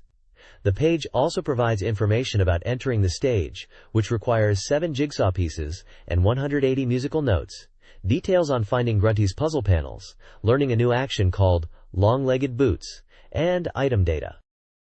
Freezy Peak, adapted from Banjo-Kazooie, features a snowy mountain environment with snowmen as the primary enemies. To enter, you need 8 jigsaw pieces and 260 music notes. The stage is located to the right of the Gruntilda head in Gruntilda's lair. This stage introduces the Beak Missile, a flying attack. Objectives include defeating snowmen, sled racing, and finding scattered presents. You'll race against Kumasan, with Mumbo's magic available in rematches. Other tasks involve blooming flowers with a beak bomb and finding Jinjos. Hidden within Freezy Peak are items like moon nuggets, feathers, and skulls. Collecting puzzle pieces here helps you progress in Gruntilda's lair. This page is focused on the Gobi's Valley Desert stage from Banjo-Kazooie.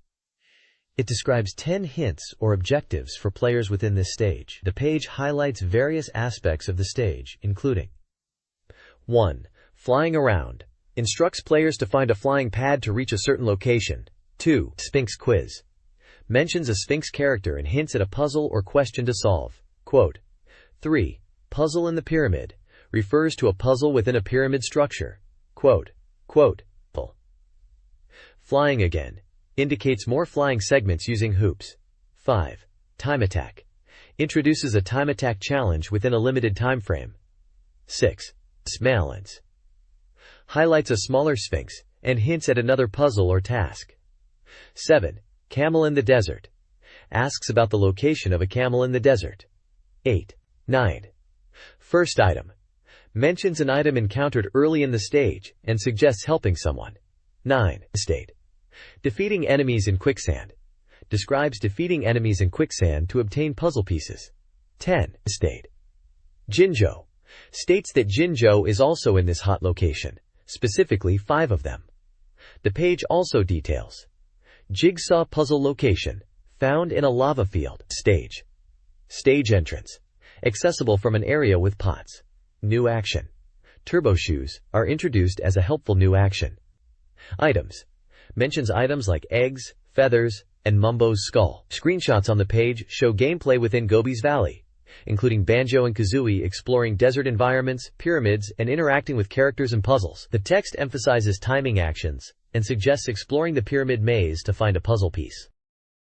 This page introduces the N64 party game Getter Love, published by Hudson, released on December 4th for 6,800 yen. It's a 96M capacity game, playable by 1 to 4 players, and supports the vibration pack and controller pack. The page focuses on game tactics, highlighting the dash and break mechanics. Dash is used for getting to a date location first, initiating battles, rushing through crowds, or quickly finishing a date. Break is for reaching a destination before others, or avoiding battles. The page also explains how to get talking balls in the game, which are conversation starters for dates, and can be obtained by encountering people in the game. Screenshots illustrate in-game scenes and the use of talking balls.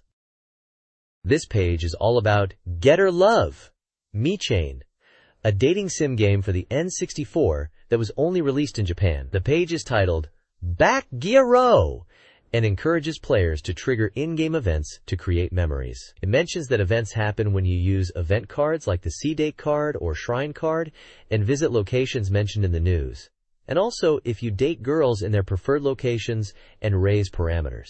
The page also gives tips for playing the game, suggesting that the key is to build date chains.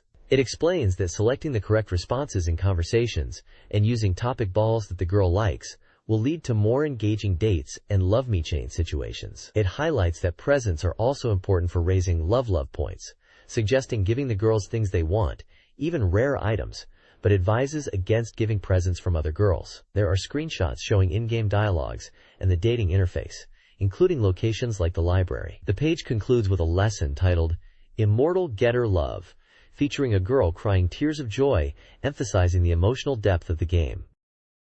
This page introduces 3 girls named Makoto, Ayumi, and Shizuku, detailing their personalities, favorite hangouts like Cafe Liquid and the Panda Museum, and desired items such as teddy bears or books. It also presents recommended date courses in Panda City, suggesting places to visit and estimated costs, including spots like Panda Burger and the City Library.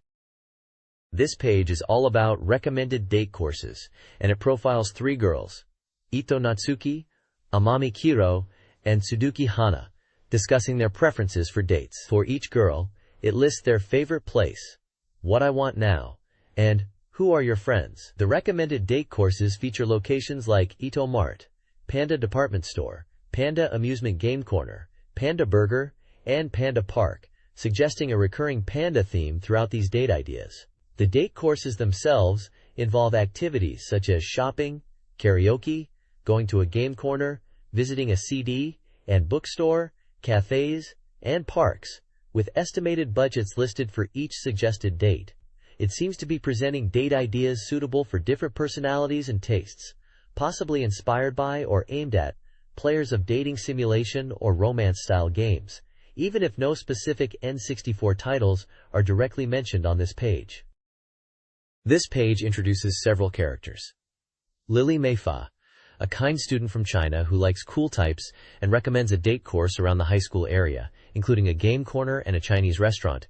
Chuka Hao Hao. The page also details Panda City events, like a free market, beach opening, and a summer festival at Panda Shrine. Character profiles for Yoshikawa Chikashi, who is into muscle training and has a wild personality, and Nakayama Sessue, a cool and aloof character popular with female readers and likes fish, are also featured. Finally, there's a Q&A section with Nakamura Kokoro, discussing disliked girl types and dating advice while mentioning her involvement in the Panda Love Unit project and her gratitude for votes in a popularity poll.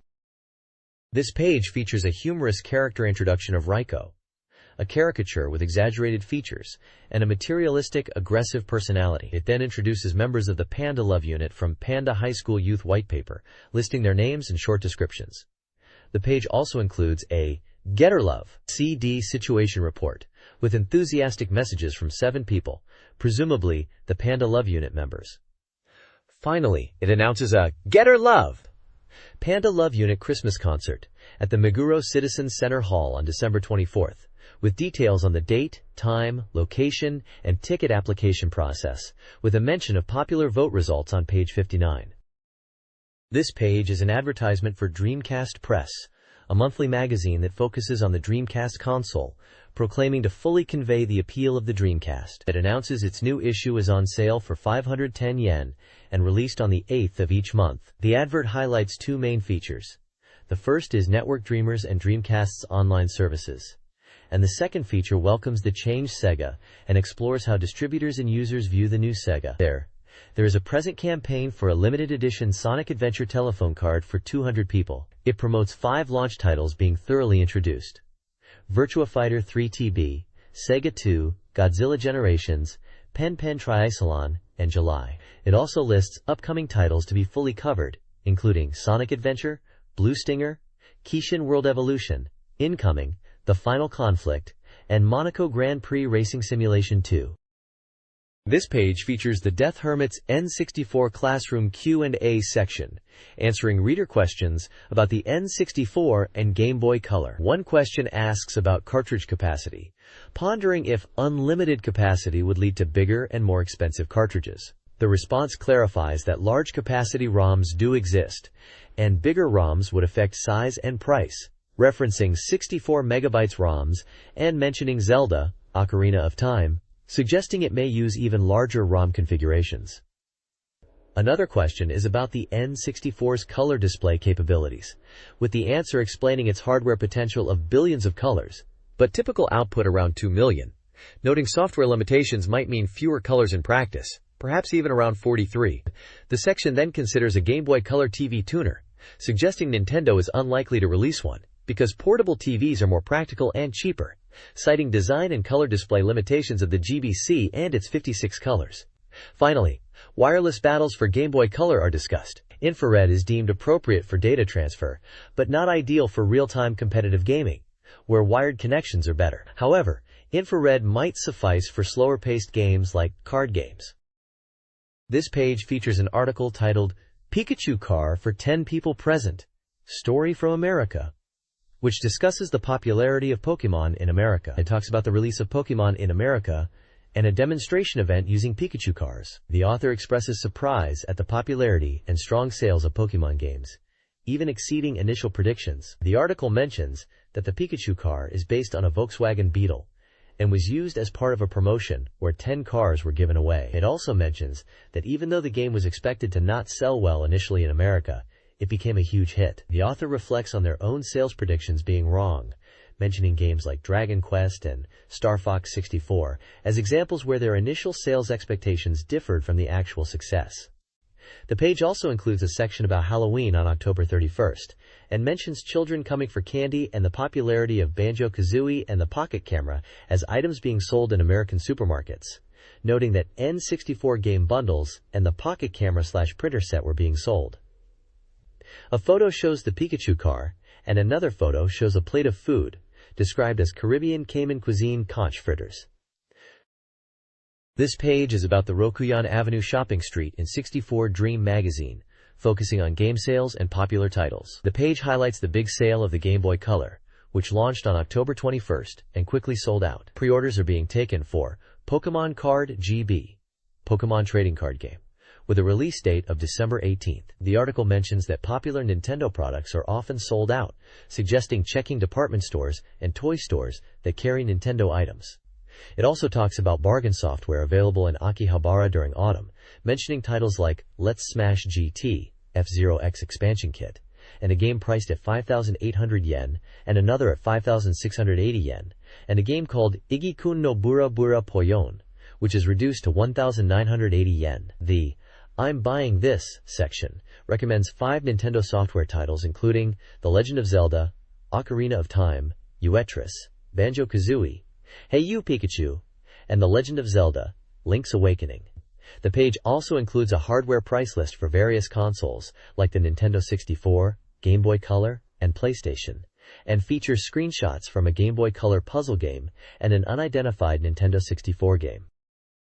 This N64 forum page compiles reader submissions. Patient Turnaround from Kanagawa envisions enhanced game replays, seeing them as art, and anticipating the 64DD's potential for movie-like playthroughs, with editing features like music and slow motion. Roxars from Tokyo questions Zelda's absence at the Tokyo Game Show, expressing disappointment. Kiyomoto from Osaka discusses the Game Boy Color's launch, feeling let down by the software, and suggesting Nintendo offer user incentives. The reader questionnaire includes diverse comments. Anticipation for Zelda, Dreamcast release queries, excitement for Goemon and Christmas gifts, concerns about Nintendo's sales, and the abundance of upcoming playable software. This page features impressions and reviews of a few N64 games. Firstly, there's GameCube Powerful Pro Yaku 5, praising its success mode, where players raise baseball players, highlighting the satisfaction of winning the pennant race with your own team. Next is Super Robot Spirits, where the reviewer mentions the game lets you become a pilot, noting it has fewer robots compared to earlier games, but boasts improved graphics. The story mode and the inclusion of Evangelion robots are also mentioned as personal highlights.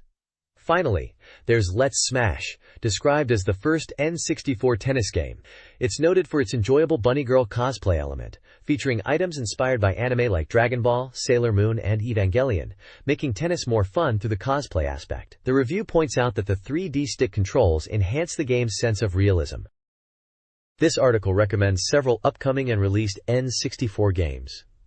Super Mario 64, already available, is a must-play for its innovative 3D platforming. Banjo-Kazooie, releasing in December 1998, is praised for its characters, animations, and engaging gameplay. Rakuga Kids, July 1998, offers unique character development and shooting mechanics. FIFA Road to World Cup 98, April 1998, aims for a realistic World Cup experience.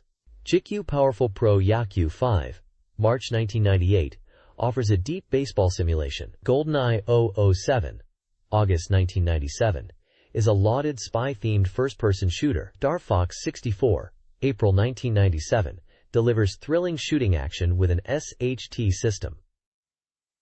Lastly, Wonder Project J2, November 1996, is an emotionally engaging adventure game focused on nurturing a mechanical girl. This page reviews several Nintendo 64 games across various genres. Racing games include the popular Mario Kart 64 and the fast-paced F-Zero X. Weetrix offers a unique puzzle experience. And Getter Love and Mahjong Master represent the table game genre, with the former praised for its romance sim elements and the latter for its intelligent AI. Pokemon Stadium is highlighted for its large-scale battles and impressive Pokemon models. Reader-recommended games on sale include GoldenEye 007 at number 1, followed by F-Zero X and Mario Kart 64. Editors recommended new games anticipate Mother 3, Akumajo Dracula, Shikokuryaku Jokyoku, and Ogre Battle 3. GoldenEye 007 now tops the reader rankings, surpassing F0X. The magazine's new software catalog will return soon, and the N64 is approaching 100 software releases by the end of the year. This page announces the winners of the 64Dream Second Anniversary Reader's Present Lottery. It lists various prizes ranging from Nintendo 64 consoles and games like The Legend of Zelda, Ocarina of Time, and Yoshi's Story, to accessories like controllers, memory expansion packs, and merchandise. The page details the winning recipients for each prize, including their prefecture of residence. It also breaks down the odds of winning, highlighting that prizes like the modified GB Pocket, likely a Game Boy Pocket modification, had high odds, while others like the Pokémon Kuririn Mascot Part 3 had 0 applicants and therefore 0 winners. The article gives tips on how to increase your chances of winning in future lotteries, suggesting to read the application guidelines carefully, ensure all necessary information is filled in, and to consider the odds when choosing which prizes to apply for.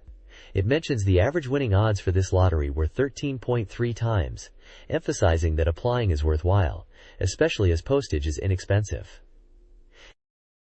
This page is dedicated to the completed release of The Legend of Zelda: Ocarina of Time, produced by Shigeru Miyamoto. It highlights a long interview with Miyamoto and features a striking image of Ganondorf on horseback with the quote, "Insolent child, you'd better remember my name. I am Ganondorf, and soon I will rule the world." Below this dramatic scene is a shot of Link and Navi. The text mentions a TV commercial tagline and discusses the emotional impact players will experience on November 21, 1998, the release date, and how the interview will deepen that excitement. A photo of a smiling Shigeru Miyamoto is also included on the page. This page is an interview with Shigeru Miyamoto, discussing the development of The Legend of Zelda: Ocarina of Time. Miyamoto describes the game as the ultimate interactive movie. He talks about how the first month of development was the hardest, highlighting the challenges of balancing programmer workload and designer fatigue. He mentions that ideas for elements like gossip stones, frogs, and laughing stones were planned from the beginning. Miyamoto explains that programmers need time to create things like towns and characters before designers can implement gameplay elements, using frogs as an example. He discusses the development of playful elements, referencing how they added cows to Lon Lon Ranch later in development. He also touches upon the idea generation process, noting he writes down ideas in a notebook, sometimes just a single word like "okay," which is later hard to understand. He describes the long development period and the feeling of relief when it finally reached completion. There are screenshots from Ocarina of Time showing Link with Epona, and also an in-game cow, highlighting the addition of playful elements in the game. The interview focuses on the challenges and creative decisions during the game's development. This page features a long interview with Shigeru Miyamoto, discussing the development of The Legend of Zelda: Ocarina of Time. The interview is titled Zelda's Legend: Extreme Interactive Movie. Miyamoto talks about the development process, mentioning that the current year, presumably 1997, was the most difficult in development. He discusses the laughing stone, gossip stone, and how it was planned from the beginning. He mentions using memos in his pocket during development, and how programmers help bring ideas to life. He also speaks about the game being like an interactive movie, and mentions the implementation of motion capture and other experiments for Zelda 64, which started development alongside Mario 64. There are screenshots from The Legend of Zelda: Ocarina of Time, showcasing gameplay environments and enemies like Dodongo. The interview touches upon the initial stages of development, where they were using space worlds to test ideas, including elements like treasure boxes appearing on walls, and light reflecting off Link in dungeons. Miyamoto talks about the evolution of the game from 2D to 3D, and how they were working on making the transition smooth, focusing on camera work and player control. He also mentions the team size, starting with about 5 directors and increasing, and the importance of clear instructions to the team to avoid misunderstandings and delays in the development process. He also mentions that the release date might be delayed due to the complexity and workload. This page presents a lengthy interview with Shigeru Miyamoto focusing on the development of Zelda 64, known internationally as The Legend of Zelda: Ocarina of Time. Miyamoto discusses how the Zelda 64 project was being developed separately from Super Mario 64, and they were experimenting with motion capture for Zelda. The page features early development screenshots showcasing features like water effects with light reflection, demonstrated in the 1996 Space World demo. He talks about the challenges encountered during development, including delays, but stresses the improvements that were made to the game as it progressed. Miyamoto also mentions the implementation of Z-targeting and the character Navi as a light source during the development phase. The interview discusses the sword controls in The Legend of Zelda: Ocarina of Time. Initially, early playtests revealed the controls were considered difficult, prompting adjustments. The developers prioritized responsiveness and deliberate actions to avoid overly sensitive controls, like in Mario 64. The A's button was chosen as the primary action button for swordplay, allowing for more complex maneuvers using the 3D stick and Z trigger combinations. The B's button became the cancel action. Mastering the jump slash, which significantly increases damage, is highlighted as crucial for effective and stylish combat. The goal was to create a system that rewarded skillful technique, not just button mashing, enabling engaging and satisfying swordplay experiences. This page is a long interview with Shigeru Miyamoto discussing the operation and controls of The Legend of Zelda: Ocarina of Time. The interview is broken down into sections covering various aspects of gameplay. It starts by highlighting how action buttons make operation easy, and then moves on to how Zelda is fundamentally about proceeding in the game. The conversation discusses the impressive camera work and the cool two-stage jump mechanic, and the meaning behind the auto-jump feature. Finally, the interview mentions the Z-trigger being noteworthy and fun to use. Screenshots from Ocarina of Time are shown throughout the page to illustrate the points being made about the controls and gameplay. In an interview, Shigeru Miyamoto discussed the development of The Legend of Zelda: Ocarina of Time, emphasizing refined movement, particularly aiming for a more heroic composure in Link's actions, and introducing features like auto-jump. He highlighted the innovative camera system, built around the Z-targeting mechanic to improve player control, and was a technical achievement. The game utilizes virtual box technology and image wrapping to render 3D graphics effectively, and Miyamoto noted that the town area aimed to push the Nintendo 64 hardware to its limits. Screenshots showcased the bustling Hyrule Castle town and demonstrated the Z-targeting system, and a small image of Princess Zelda. In an interview titled Story of Production: We Are Frontiers in This World, Shigeru Miyamoto discusses the Ocarina of Time's development, specifically, the ocarina's importance. Here, he reveals it was a core element from the start, with the goal of making free performances enjoyable. Early concepts included dynamic music based on player input, which was simplified for ease of use. Miyamoto addressed concerns about the ocarina's potential tedium and worked to make playing it a satisfying experience. The Zelda-like team initially had doubts about the ocarina and other elements. Miyamoto also describes the arrangements of the songs and how they became three-note melodies for easy playback. The interview also touches on the final Lon Lon Ranch scene, where Link saves Malon and rides Epona, after original plans for the scene were modified. The page features images of Link, character art, and models for characters like Talon and Ingo, showing the evolution of the game.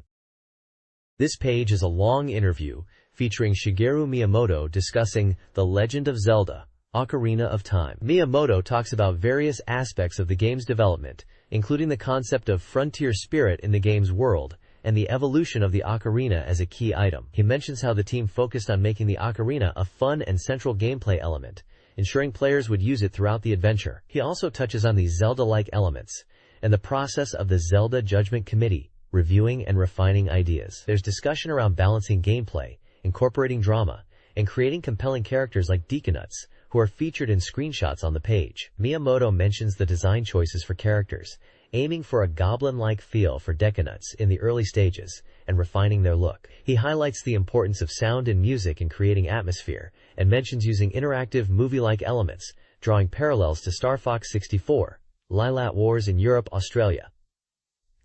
The interview also reveals that the team aimed for a sense of madness in the game world, and wanted to create something truly immersive and different. There's a small section about Zelda-like things team judged, and what is the role of the ocarina system in this game, and Deconuts are Miyamoto's favorite. The page features images of Link, Deconuts, and concept art for the characters and environments from Ocarina of Time.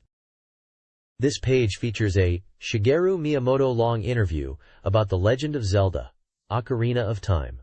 Miyamoto discusses various aspects of the game's development. He mentions the Zelda-like Judgment Committee, a humorous idea about ensuring the game was fun by checking if 2 out of 3 parts of the game were enjoyable, if the horse was not essential to the game. Miyamoto talks about the Deku-Nuts being his favorite character and how they got their role in the game. Initially, they were intended to be more like the Gorons, but he felt sorry for them and decided to make them flee with a line of dialogue. He also describes the game's interactive, movie-like style, using cinematic techniques. Miyamoto discusses the desire to create something unique in the world of games, and how Zelda embodies this.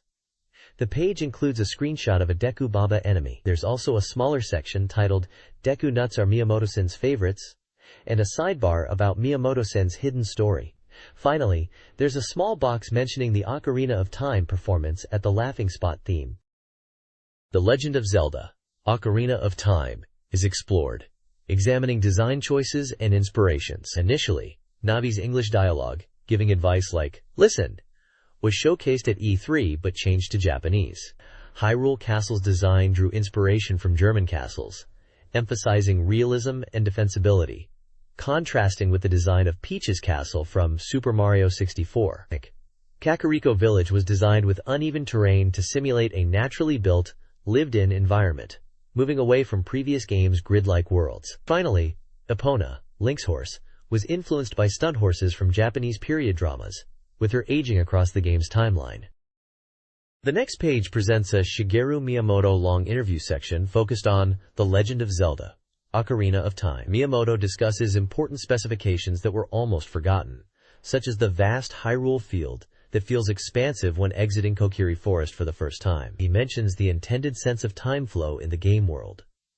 The interview also delves into the origin of names like Zelda and Link. Miyamoto explains that the name Zelda came from Fitzgerald's wife, and the name Link represents the idea of connecting people. He clarifies that the Triforce's design is unrelated to Shinto shrines, and is based on a triangular power concept. There's a OX question section, where Miyamoto answers yes or no to various questions about the game and his views. He expresses 90% satisfaction with Ocarina of Time's completion, and predicts it will sweep Game Awards in 1999.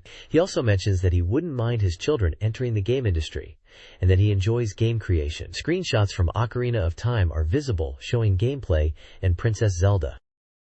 Shigeru Miyamoto discusses the development of Zelda 64DD. Originally planned as a 64DD title, its completion is a relief. Due to the 64DD's uncertain future, a release date for Zelda on the system is unconfirmed. The game's engine, also used for Perfect Dark, allows for efficient development of new titles with diverse worldviews. While Zelda's development team numbers around 150, about 100 are working on other projects. New titles similar to F-Zero X and Pilotwing Stadium are in development. They are also adapting 0DD, Pokemon Snap, and Yoshi's Story for both cartridge and 64DD formats. Miyamoto hints at his next project, a Corneria dungeon game leveraging the 64DD's capabilities for replayable challenges. The page includes screenshots from Zelda, Star Fox 64, and images potentially related to Mario Party or Mario 642. Shigeru Miyamoto discusses game development in this interview. He acknowledges anticipation for RPGs like Mother 3 and Mario RPG 2, largely handled by Mr. Iwata. He highlights his approach to game design, focusing on interactive experiences, particularly in games like Ocarina of Time, where player agency shapes the story, moving away from a purely cinematic approach. He's also planning for communication-based games now that online infrastructure costs are less of an issue, and mentions the upcoming 64DD. While a 1082 sequel was considered, it's been put on hold while the team explores new hardware options. Lastly, he mentions the completion of Zelda, Ocarina of Time, and plans to distribute 64Dream peripherals for free with special presents and a strategy guide. This page is from the N64 question box, a Nintendo official Q&A section. The first question asks about Eyeball software following the release of Zelda. The answer reveals that Banjo-Kazooie, Pokemon Stadium, Mario Party, and F1 World Grand Prix are the highlighted games being released by Nintendo in December. Banjo-Kazooie was released on December 6, 1998, priced at 6,800 yen. Pokemon Stadium, known as Pikachu Genki Dekid, in Japan, was released on December 12, 1998, for 9,800 yen. Mario Party and F1 World Grand Prix were both released on December 18, 1998, each priced at 5,800 yen. The second question is directed at Mr. Hongo, the person answering the questions. He is introduced as Yoshinobu Hongo, from Nintendo's Public Relations Department, Planning Section Manager. The question in the image of Link asks if Mr. Hongo is fully prepared for the year-end sales battles in costume. This page features a Q&A section about N64 games. The first question asks about the game Mario Party, and it is described as a board game with lots of mini-games that is perfect for playing with friends and family, especially during holidays. It is mentioned to have around 50 mini-games and is enjoyable for everyone. The next question is about a mystery software featuring Mario. This game is revealed to be Nintendo All-Star Great Smash Bros., known internationally as Super Smash Bros. It is described as a fighting game, different from typical fighting games, with simple controls allowing for accidental victories. Characters like Link, Pikachu, and Kirby are mentioned as appearing. The game features copying opponents' special moves and is stated to be different from simply having Nintendo characters on the same stage. The page also mentions that there will be no specific year-end sales campaigns. However, Nintendo is scheduled to appear at the Next Generation World Hobby Fair showcasing Hey You Pikachu, Mario Party, and Super Smash Bros. The schedule for the Next Generation World Hobby Fair is provided. Osaka Dome on December 12th and 13th, Fukuoka Dome on December 20th, and Makuhari Messe on January 23rd and 24th, 1999. Finally, there's a small side question confirming that Zelda is indeed an N64 software title, emphasizing the emotional power being put into its creation. This magazine Q&A covers The Legend of Zelda, Ocarina of Time. It touches on several topics. The first question addresses the upcoming Nintendo console, predicting it will be the Nintendo 64, a jade jewel from a different company.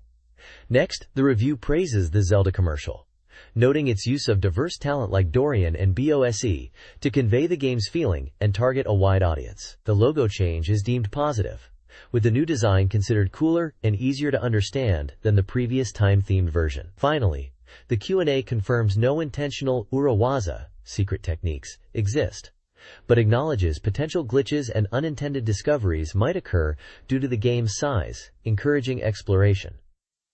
A screenshot of Link in Hyrule Castle Courtyard hints at interacting with Zelda and a possible secret involving the window. The article references the game's logo and its debut in a February issue. This page is a question and answer section focused on The Legend of Zelda, Ocarina of Time. One question asks about the production cost and development time, which was around 3 years, with a peak staff of about 50 people, and a significant cost due to the scale and use of motion capture. Another question is about the ocarina, and the answer explains that it is designed to be easily playable in the game with button presses, even for those not musically inclined, and mentions a gentle ocarina lesson in the magazine appendix. The final question is about the voice actor for Link, stating that Arts Vision Production handled the voice acting, and the voice actor is a professional. Mr. Hondo's favorite character is Sheik, because of their anime-like and mysterious scenes. A table lists the main characters and their voice actors for Ocarina of Time. Child Link is voiced by Fujiko Takimoto, Adult Link by Nobuyuki Hiyama, Princess Zelda by Jun Mizusawa, Ganondorf by Takashi Nagasawa, and Navi by Kaori Mizuhashi. The example works listed after each voice actor name are representative works of those voice actors. This page features a Q&A section with Nintendo's Miyamoto-san answering fan questions. One question asks if it's true that Miyamoto-san is becoming a manga artist. Miyamoto-san responds by saying that there is a manga being published in Shonen Magazine about the development of The Legend of Zelda, Ocarina of Time, and he was interviewed for it. He finds the idea of him becoming a manga artist amusing. Another question asks about the appeal of Banjo-Kazooie. The response praises it as an exceptional action game, emphasizing its smooth controls, impressive visuals, rich character expressions, and the freedom of exploration. It's mentioned that the game offers 20 to 30 hours of gameplay and allows for varied playstyles. Finally, a question asks about Miyamoto-san's TV appearances related to Zelda. The answer details his scheduled appearances on Tonight 2 on TV Asahi, 64 Mario Stadium on TV Tokyo, and GameWave on TV Satuchi. He mentions discussing development stories while playing Zelda, and also traveling to America for media interviews in New York and San Francisco. The page also includes a promotional image or screenshot related to The Legend of Zelda and artwork for Banjo-Kazooie. This Q&A section discusses upcoming N64 games and related products. Banjo-Kazooie commercials, featuring CG and gameplay footage, with a song by Mr. Saigyo Hideki, began airing November 7th. Commercials are also planned for Pikachu Genki Deki and Mario Party. The Pikachu Genki Deki microphone, included in the game's price, is a key feature and may support other PC software later. Pokemon Card GB, releasing December 18th, will teach players the card game and utilize infrared communication. Finally, Mother 3 is confirmed to be in development, despite a lack of recent updates, with no release date announced. A new Fire Emblem game will be released early next year. This page is a Q&A section from Nintendo directly answering questions from fans. One question asks about the N64 commercials being shown on TV. The answer is that there are too many to list individually, but they are featured within various TV programs such as Sekai Marumi TV Tokyo, Unan no Hono no Challenge, Tokyo Naridoki, Shiawase Kazoku Keikaku, GameWave, 64 Mario Stadium, Pocket Monster, Gaku Iiku, Magical Brainpower, and OHA Suta. Another question is about the price of the Game Boy Pocket, which is now 3,800 yen. The reason for the price drop is stated to be the release of the Game Boy Color, making the Pocket an entry-level machine. Finally, a question asks if a Game Boy Color Lite version is planned. The answer is that there are currently no plans for a Lite version. The Game Boy Color's main feature is its color display without needing a backlight, which also conserves battery power. They mention 6 colors are currently available and hint that new colors are unlikely, as they want to keep it as a special product. Images of the different Game Boy Color variations are shown. This page is a question and answer section about the N64. One question asks if Famicom games are being released for the Game Boy Color.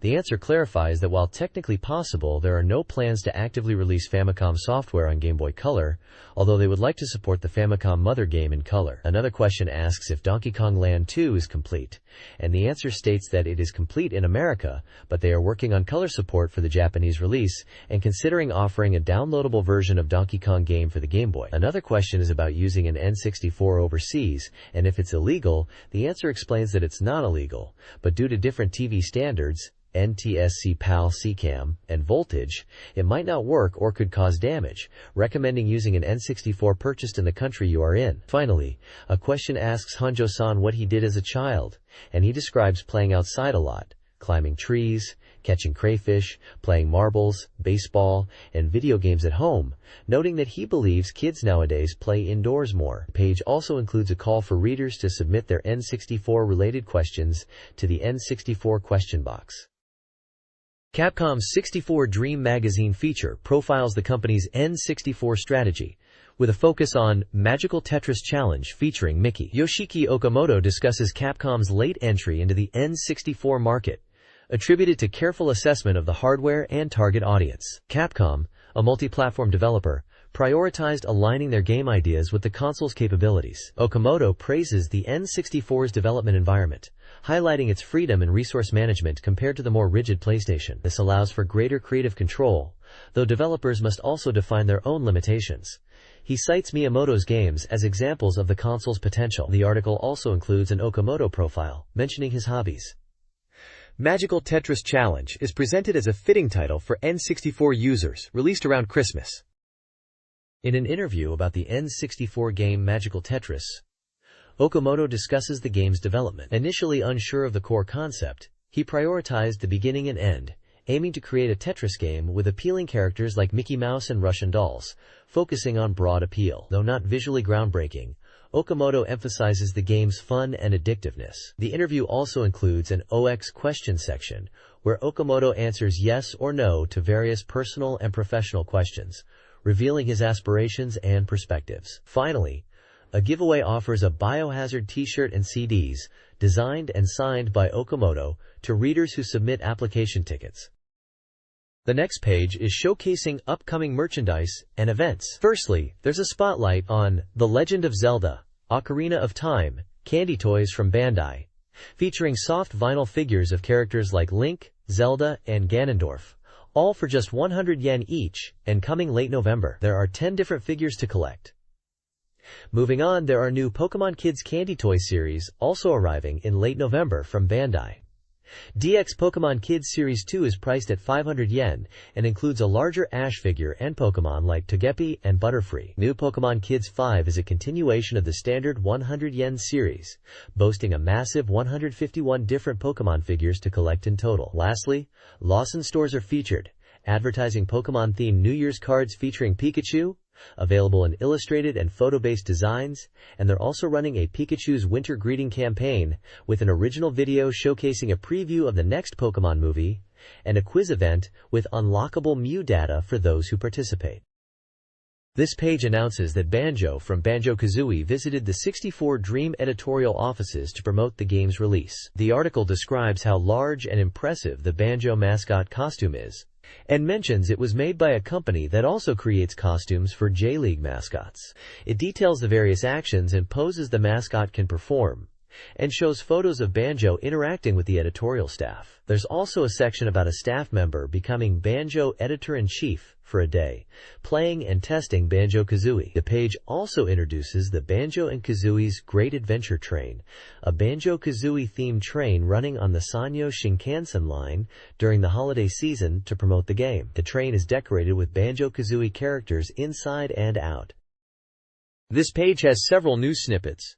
Firstly, there's news about a New Japan Pro Wrestling event on December 26th, featuring the title logo of Tukansenden 2. Then there's a new product announcement for Game Boy called Car Boy from Hori Electric, releasing on November 19th. It's a car adapter that allows Game Boy Color, Light, and Pocket to be played in a car using the cigarette lighter socket, priced at 1,500 yen. Game Boy Pocket is also getting a price drop to 3,800 yen from November 14th. There's an event report for NEC Interchannels Party celebrating the Game Boy release of Global Hexite. This event highlighted the 4-player battle feature and future N64 expansion plans. A topics section shows a popular Pikachu car from America, praised for its cute design and even having a TV installed. Finally, there's a report on a commercial shoot for Magical Tetris featuring Mickey and Minnie, which took place on November 1st, attracting a large crowd of enthusiastic children for the shoot. Lastly, the Endo collection features the Game Boy version of Wave Race. This page covers a range of Nintendo 64-related content. Featured articles include a recommendation for a Zelda fan website and a 4-panel manga strip. A report details an F-Zero X tournament at the Tokyo Institute of Technology, won by Andre of 64Dream. An advertisement promotes the upcoming Nintendo Grand Dictionary book series, focusing on Nintendo's software and hardware. An A&A campaign, Jet de Get-Da, offers Pokemon-themed prizes and a screening of a Pikachu movie on domestic flights. Finally, a new Game Boy carry bag is announced, set for release on November 26th, and a monthly news section solicits reader feedback and submissions, including a puzzle. This page is all about the Game Boy game Pokemon Card GB, which is the Pokemon trading card game on Game Boy, aimed at the huge fanbase of the card game. It highlights that even beginners can easily get into it, thanks to a helpful game system explained by Dr. Oyama. The game boasts over 200 different cards to collect, including cards from the Pokemon Jungle and Fossil sets, alongside new cards exclusive to the Game Boy version. The story mode has you striving to become the ultimate card trainer and obtain the legendary Pokemon card. Screenshots illustrate the battle flow, and there's an auto deck machine to assist players. A key feature is the GB Link system, allowing for easy card trading and deck data exchange with friends using a Game Boy Link cable. Nintendo planned to release this game on December 18th at a price of 3,500 yen. This page is a preview for The Legend of Zelda: Link's Awakening DX on Game Boy Color, priced at 3,500 yen and categorized as an action game, scheduled for release on December 12th by Nintendo. The article excitedly announces this color remake is not just a simple colorization, but includes new events, highlighting it as a must-play masterpiece for both newcomers and veterans familiar with the original Game Boy version. It details 2 big new events for the DX version, the Photoshop and a hidden dungeon. The Photoshop allows players to take commemorative photos and create stickers, while the hidden dungeon is described as a fun, new dungeon added to the map with items to enhance the adventure. The page also features a mini-strategy guide focused on reaching Level 1, Tail Cave Dungeon. It provides a step-by-step walkthrough with screenshots, starting from finding a sword at the beach to obtaining mushroom powder, and then progressing through the Tail Cave Dungeon to defeat the boss, Tegutail, which is weak against the sword. The dungeon map for Level 1 Tail Cave is also shown, indicating its relatively small and simple structure for beginners. The guide assures players that, even though it's the first dungeon, it might hold exciting items. This page is showcasing 2 upcoming games. First, Tokimeki Memorial Pocket for Game Boy Color, a simulation game with 2 versions, Sports Edition and Culture Edition. It introduces 3 new characters, Patricia McGrath, Munakata Naomi, and Izumi Kyoko, each with their own club affiliations and storylines in the respective editions. The page also highlights Game Boy Wars 2 for Game Boy Color, a strategy game from Hudson scheduled for release on November 20th for 4,200 yen. It mentions the ability to use a Game Boy pack and connect to the N64 to play Wars games outside. Finally, it previews 64 Wars for the N64, also from Hudson, described as being in 3D polygon graphics. The game details show it is a strategy game for 12 players and is compatible with the Game Boy pack. The page notes it is still under development with undecided release date, price, and capacity. This page highlights 3 games, all for the Game Boy Color. The first is Robot Pankatsu, which is being released in 2 versions, Sun and Star. These versions differ in the initial robot you receive and the encounter rates of other robots. It talks about collecting all robots by trading and collaborating with friends. There are different robot types like boot type, arm type, and move type, each with unique characteristics in battle such as strong attacks or fast movement. Characters like Yokozuna, Hayo, and Decant represent some of these robot types. Next is Purikura Pocket 3, Talent Debut Big Strategy, where you guide a female protagonist through high school, aiming to become a talent in 1 year. It seems to involve lessons and balancing school with talent work, with mini-games included. Finally, there's Panel de Pon Bombardment Gaiden Victory Road, a game based on the popular anime Bomberman Baku Gaiden. This is described as a panel action RPG, where you form a party of 3 Bomberman warriors and battle on panel-based maps. You collect items and fight enemies, aiming to defeat the Dark League. It features 5 Bomberman protagonists with varying personalities. None of these games appear to have been released internationally. This page details the results of a Zoo to Mahjong tournament. It highlights the second round, semifinals, and final round results, listing players and their scores in each matchup. The tournament format is described, mentioning high player turnouts and the elimination system leading to the finals. The finals section focuses on the key moments of the last match, detailing how Pelori won the tournament by defeating Endo, Half, and Danchi. The article describes specific hands and plays that led to the victory, including a notable play where Pelori made a winning hand and prevented Half from gaining a comeback. The top players are awarded prizes. Pelori, the winner, receives a GB Light Clear Yellow limited edition.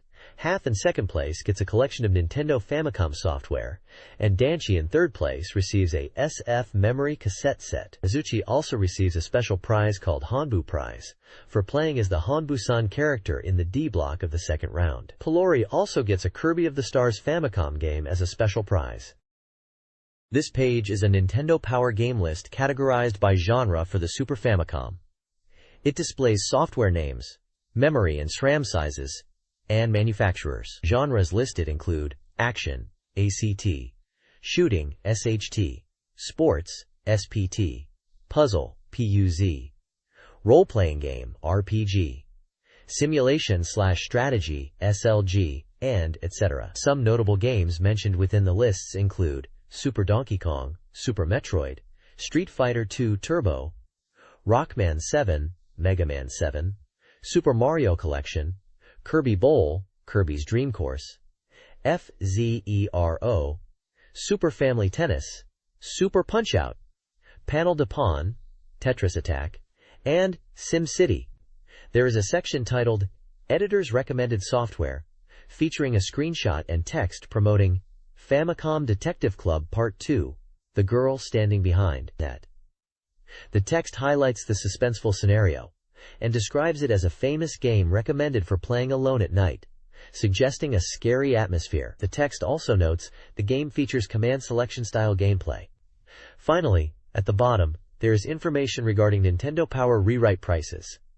3,000 yen for a rewrite, 2,500 yen for a rewrite, and 1,000 yen for a rewrite, and details about memory sizes for the Nintendo Power cartridges. The illustration special Big Praise Hall features various fan art submissions. The page opens by acknowledging the recent Legend of Zelda release and anticipating upcoming end-of-year software releases and Christmas. Art includes Chibi Link and Zelda with a chicken, Osaka, Link vs. Ganondorf, Fukui, a cute Princess Peach, Okayama, Pikachu and Pokemon in Autumn Leaves, Nara, Toad making Peach and Mario dolls, Saitama, a character from Tactics Ogre, Osaka, a boyish girl from Get Her Love, Hana Tsuzuki, Fukuoka, young Link and Zelda as siblings with a green-haired character, Kanagawa, a girl with ramen and cosmos flowers, Aichi, and a blonde-haired character with a sword, Shiga. This page features fan art submissions themed around Ogre Battle. The current theme was Ogre, and the next theme will be Battle. There are several illustrations, many related to Ogre Battle 3 and Ogre Battle Cordelia Caliber. Characters depicted include witches, knights, robots, and various anime-style characters. Artists and their locations are listed below each artwork, such as Hirako from Kanagawa, Tsukio from Aichi, Rakipurin from Chiba, and others from Osaka, Gifu, Tokyo, Saitama, and Niigata. There is also a section showcasing illustrations by children aged 10 and under, featuring fan letters and drawings of characters like Pikachu, Mario, and other game icons. This page showcases a collection of fan-submitted illustrations for various Nintendo 64 games. There's artwork inspired by The Legend of Zelda, Ocarina of Time, depicting groups of characters, and Link wielding the Master Sword. Another showing Zelda's Navi Fairy turning red. F-Zero X is represented with a stylized group illustration of characters, and Super Mario 64 and possibly Yoshi's Story are featured with Mario, Luigi, and Yoshi crayon-style art.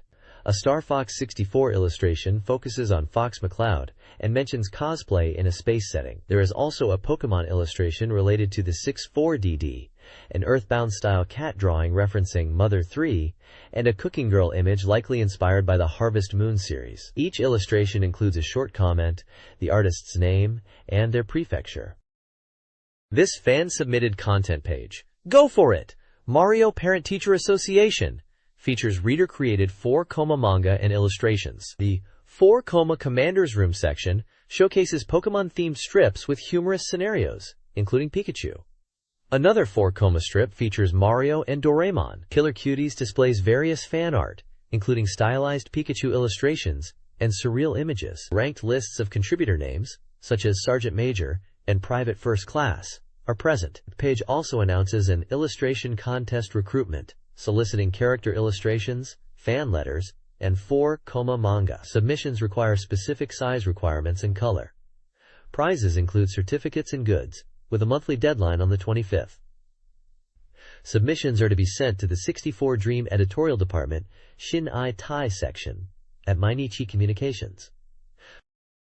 This page is dedicated to the N64 game Flying Dragon's Fist Twin and Superhero Dom Dom Battle Phoenix 64. It's a guide to acquiring treasure items within the game. The page breaks down item acquisition into 3 conditions. The first condition lists rewards for completing tournaments and achieving wins, mentioning items like a skull and orbs. The second condition details obtaining treasures by defeating specific characters in the final round, listing characters like Shinryu Mao, Metal Ryufi, and others. The third condition explains that medals are awarded based on your treasure proficiency level, which increases as you play and fight. Game screenshots are shown throughout the page to illustrate the gameplay and characters. This page is a guide revealing the conditions to acquire all Bidama items in the N64 game Super Bidama Battle Phoenix 64. It features a large table listing item names, their types such as competition use, graphic, sound, and other, and the specific in-game requirements to unlock each item. These conditions range from completing certain cups like the Super Bidama Cup or King of Bidama Cup to achieving specific scores in minigames, reaching certain battle win counts, or using specific characters. The page also includes screenshots of in-game dialogues and menus related to item acquisition, showing characters congratulating the player and illustrating the item selection screen. This guide is designed to help players collect all 65 Bidama items within the game.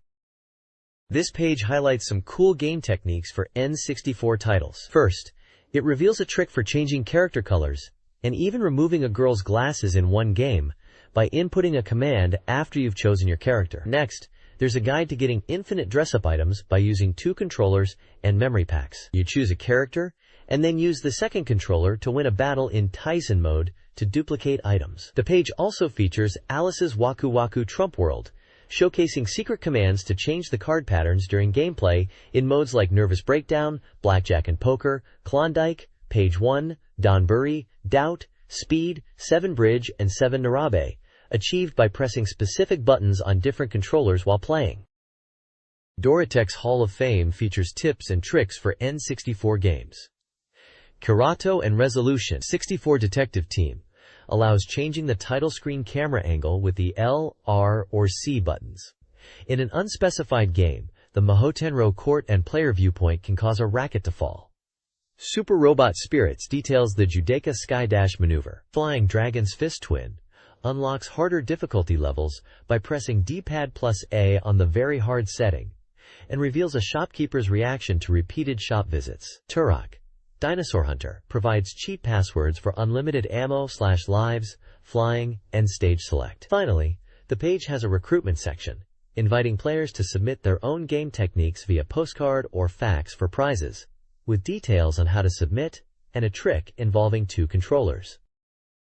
The next page showcases the upcoming N64 game, Legend of the River King 64. This title is presented as the culmination of the legendary fishing spirit, building on the series that began on the Famicom and continued on Super Famicom and Game Boy. The page highlights that this installment for the N64 is highly anticipated. It introduces 6 characters who embark on a journey to find nushi, which are legendary fish.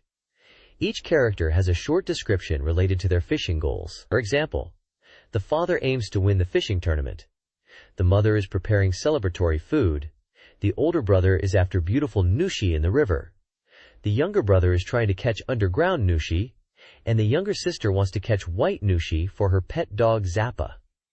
The page also mentions that participating in fishing tournaments and winning will grant you a mountain bike, making travel within the game world much easier. The game is advertised as a fishing RPG and is set for release on November 27th, priced at 6,800 yen. It supports 1 player and is compatible with the vibration controller and GB pack. Victor Interactive Software Inc. is credited as the developer. Legend of the River King 64, Nushitsuri 64, features story variations based on the chosen character from 6 options, though core gameplay remains consistent. The game emphasizes interaction, advising players to talk to NPCs for items. The guide details controller functions, explaining button assignments for navigation, menu access, movement, and fishing actions. To fish, select the fishing command, equip tackle, and use the A button to cast. The float indicates a bite, and reeling, a button or right 3D stick, must be timed correctly when the float bobs up. The game offers diverse fishing spots, and proper reeling timing is crucial for success. This guide offers gameplay tips for a fishing and adventure game.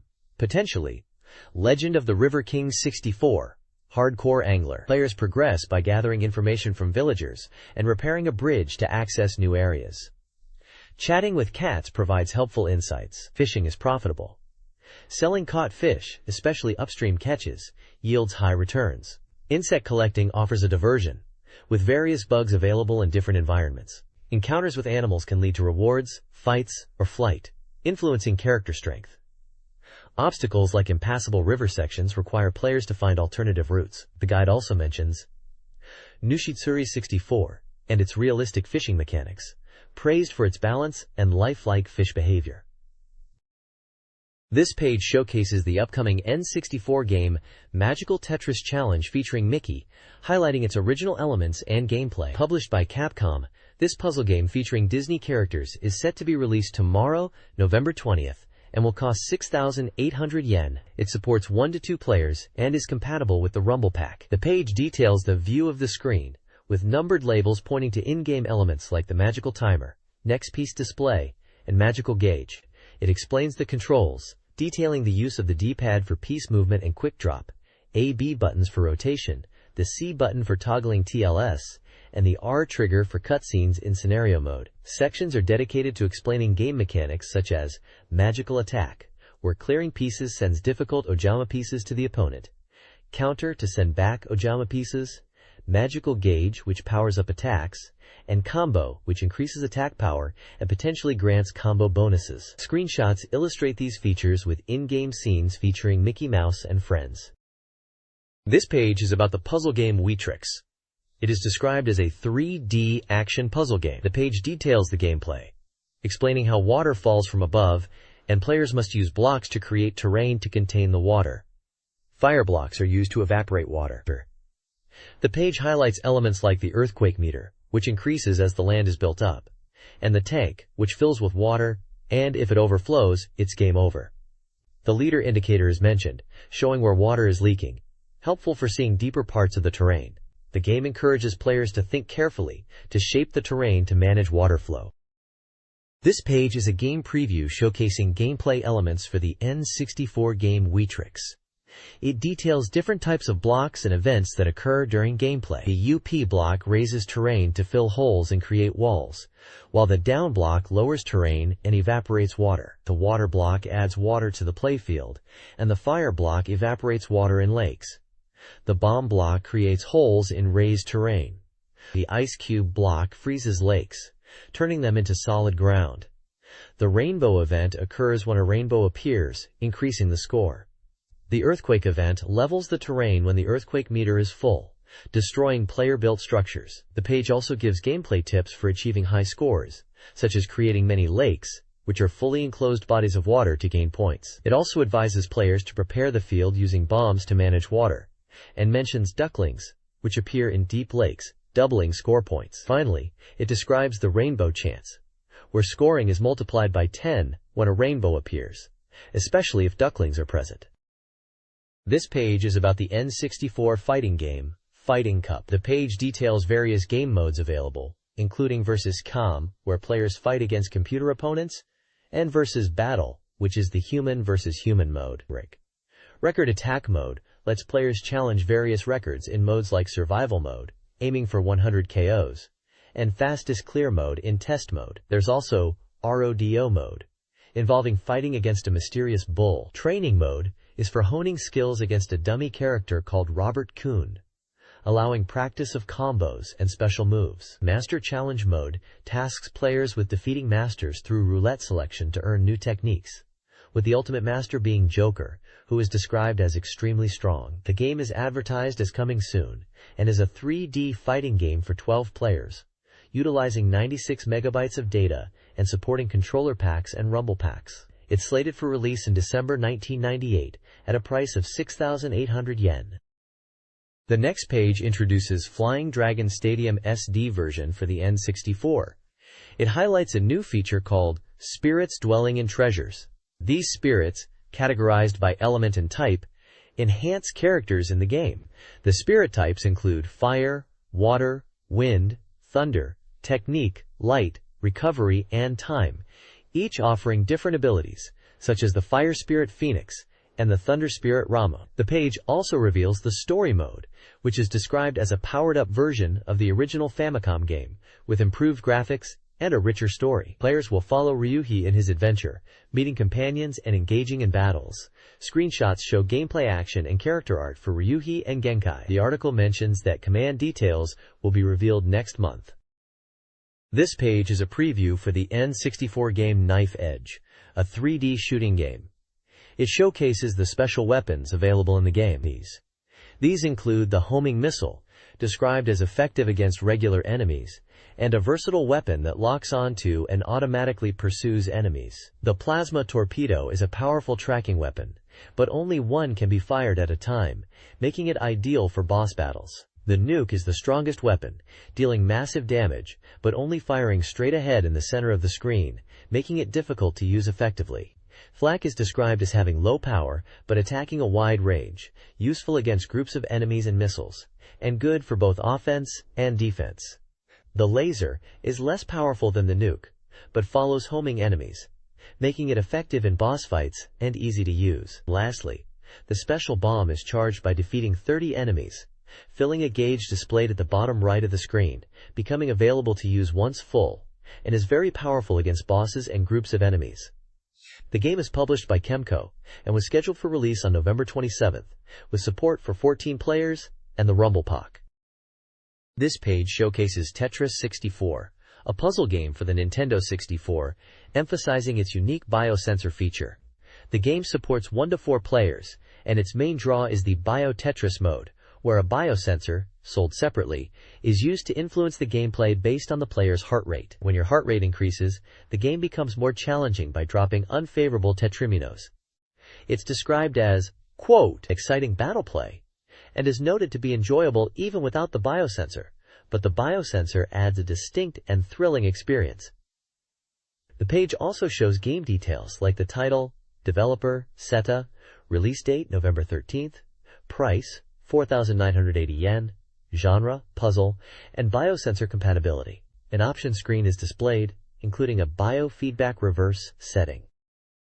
This page is a Reader's Prize giveaway featured in 64Dream magazine. There are various Nintendo prizes up for grabs, predominantly focused on the Nintendo 64 and Game Boy. One lucky person can win a Nintendo 64 console, stated as having many exciting games coming soon. 5 people can win the Controller Bros board game, designed for 4 players.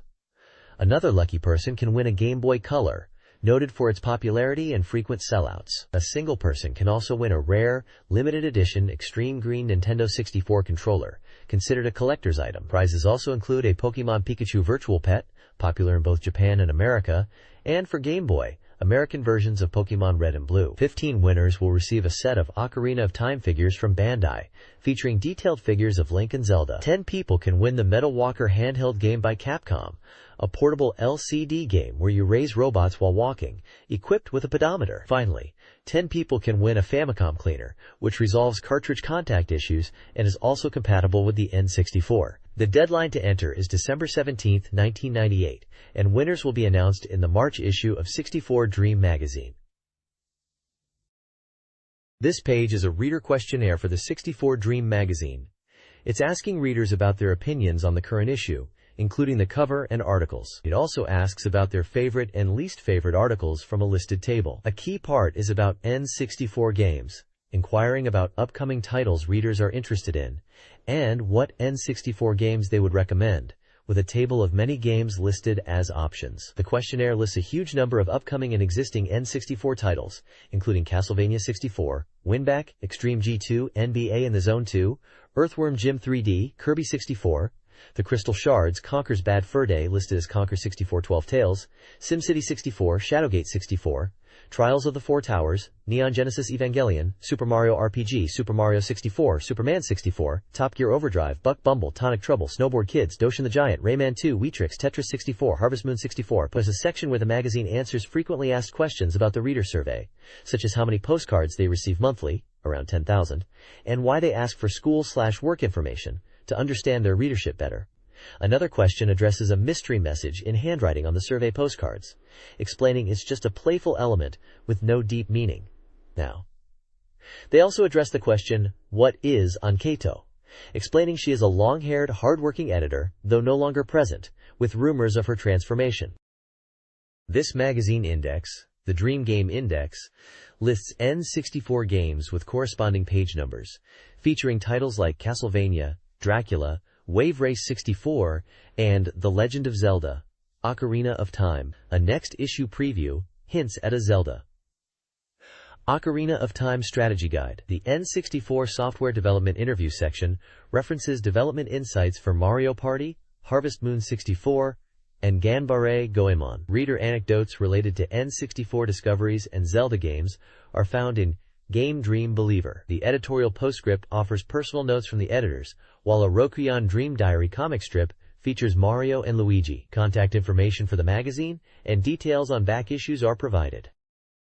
This page is an advertisement for the Nintendo 64 game, Legend of the River King 64. The advert highlights the game as the latest in the popular Legend of the River King series, featuring fishing in rivers and the sea, alongside insect and plant collecting. It boasts about the 3D stick glue control and the variety of gameplay, including becoming a living creature expert, catching fireflies, and hatching rhinoceros beetles. The game features 6 playable characters and 10 stages, with 100 types of fish, 50 types of other creatures, and 111 types of plants. The advert also mentions compatibility with Controller Pack and 64GB pack, and promotes the sequel, Legend of the River King 2 for Game Boy.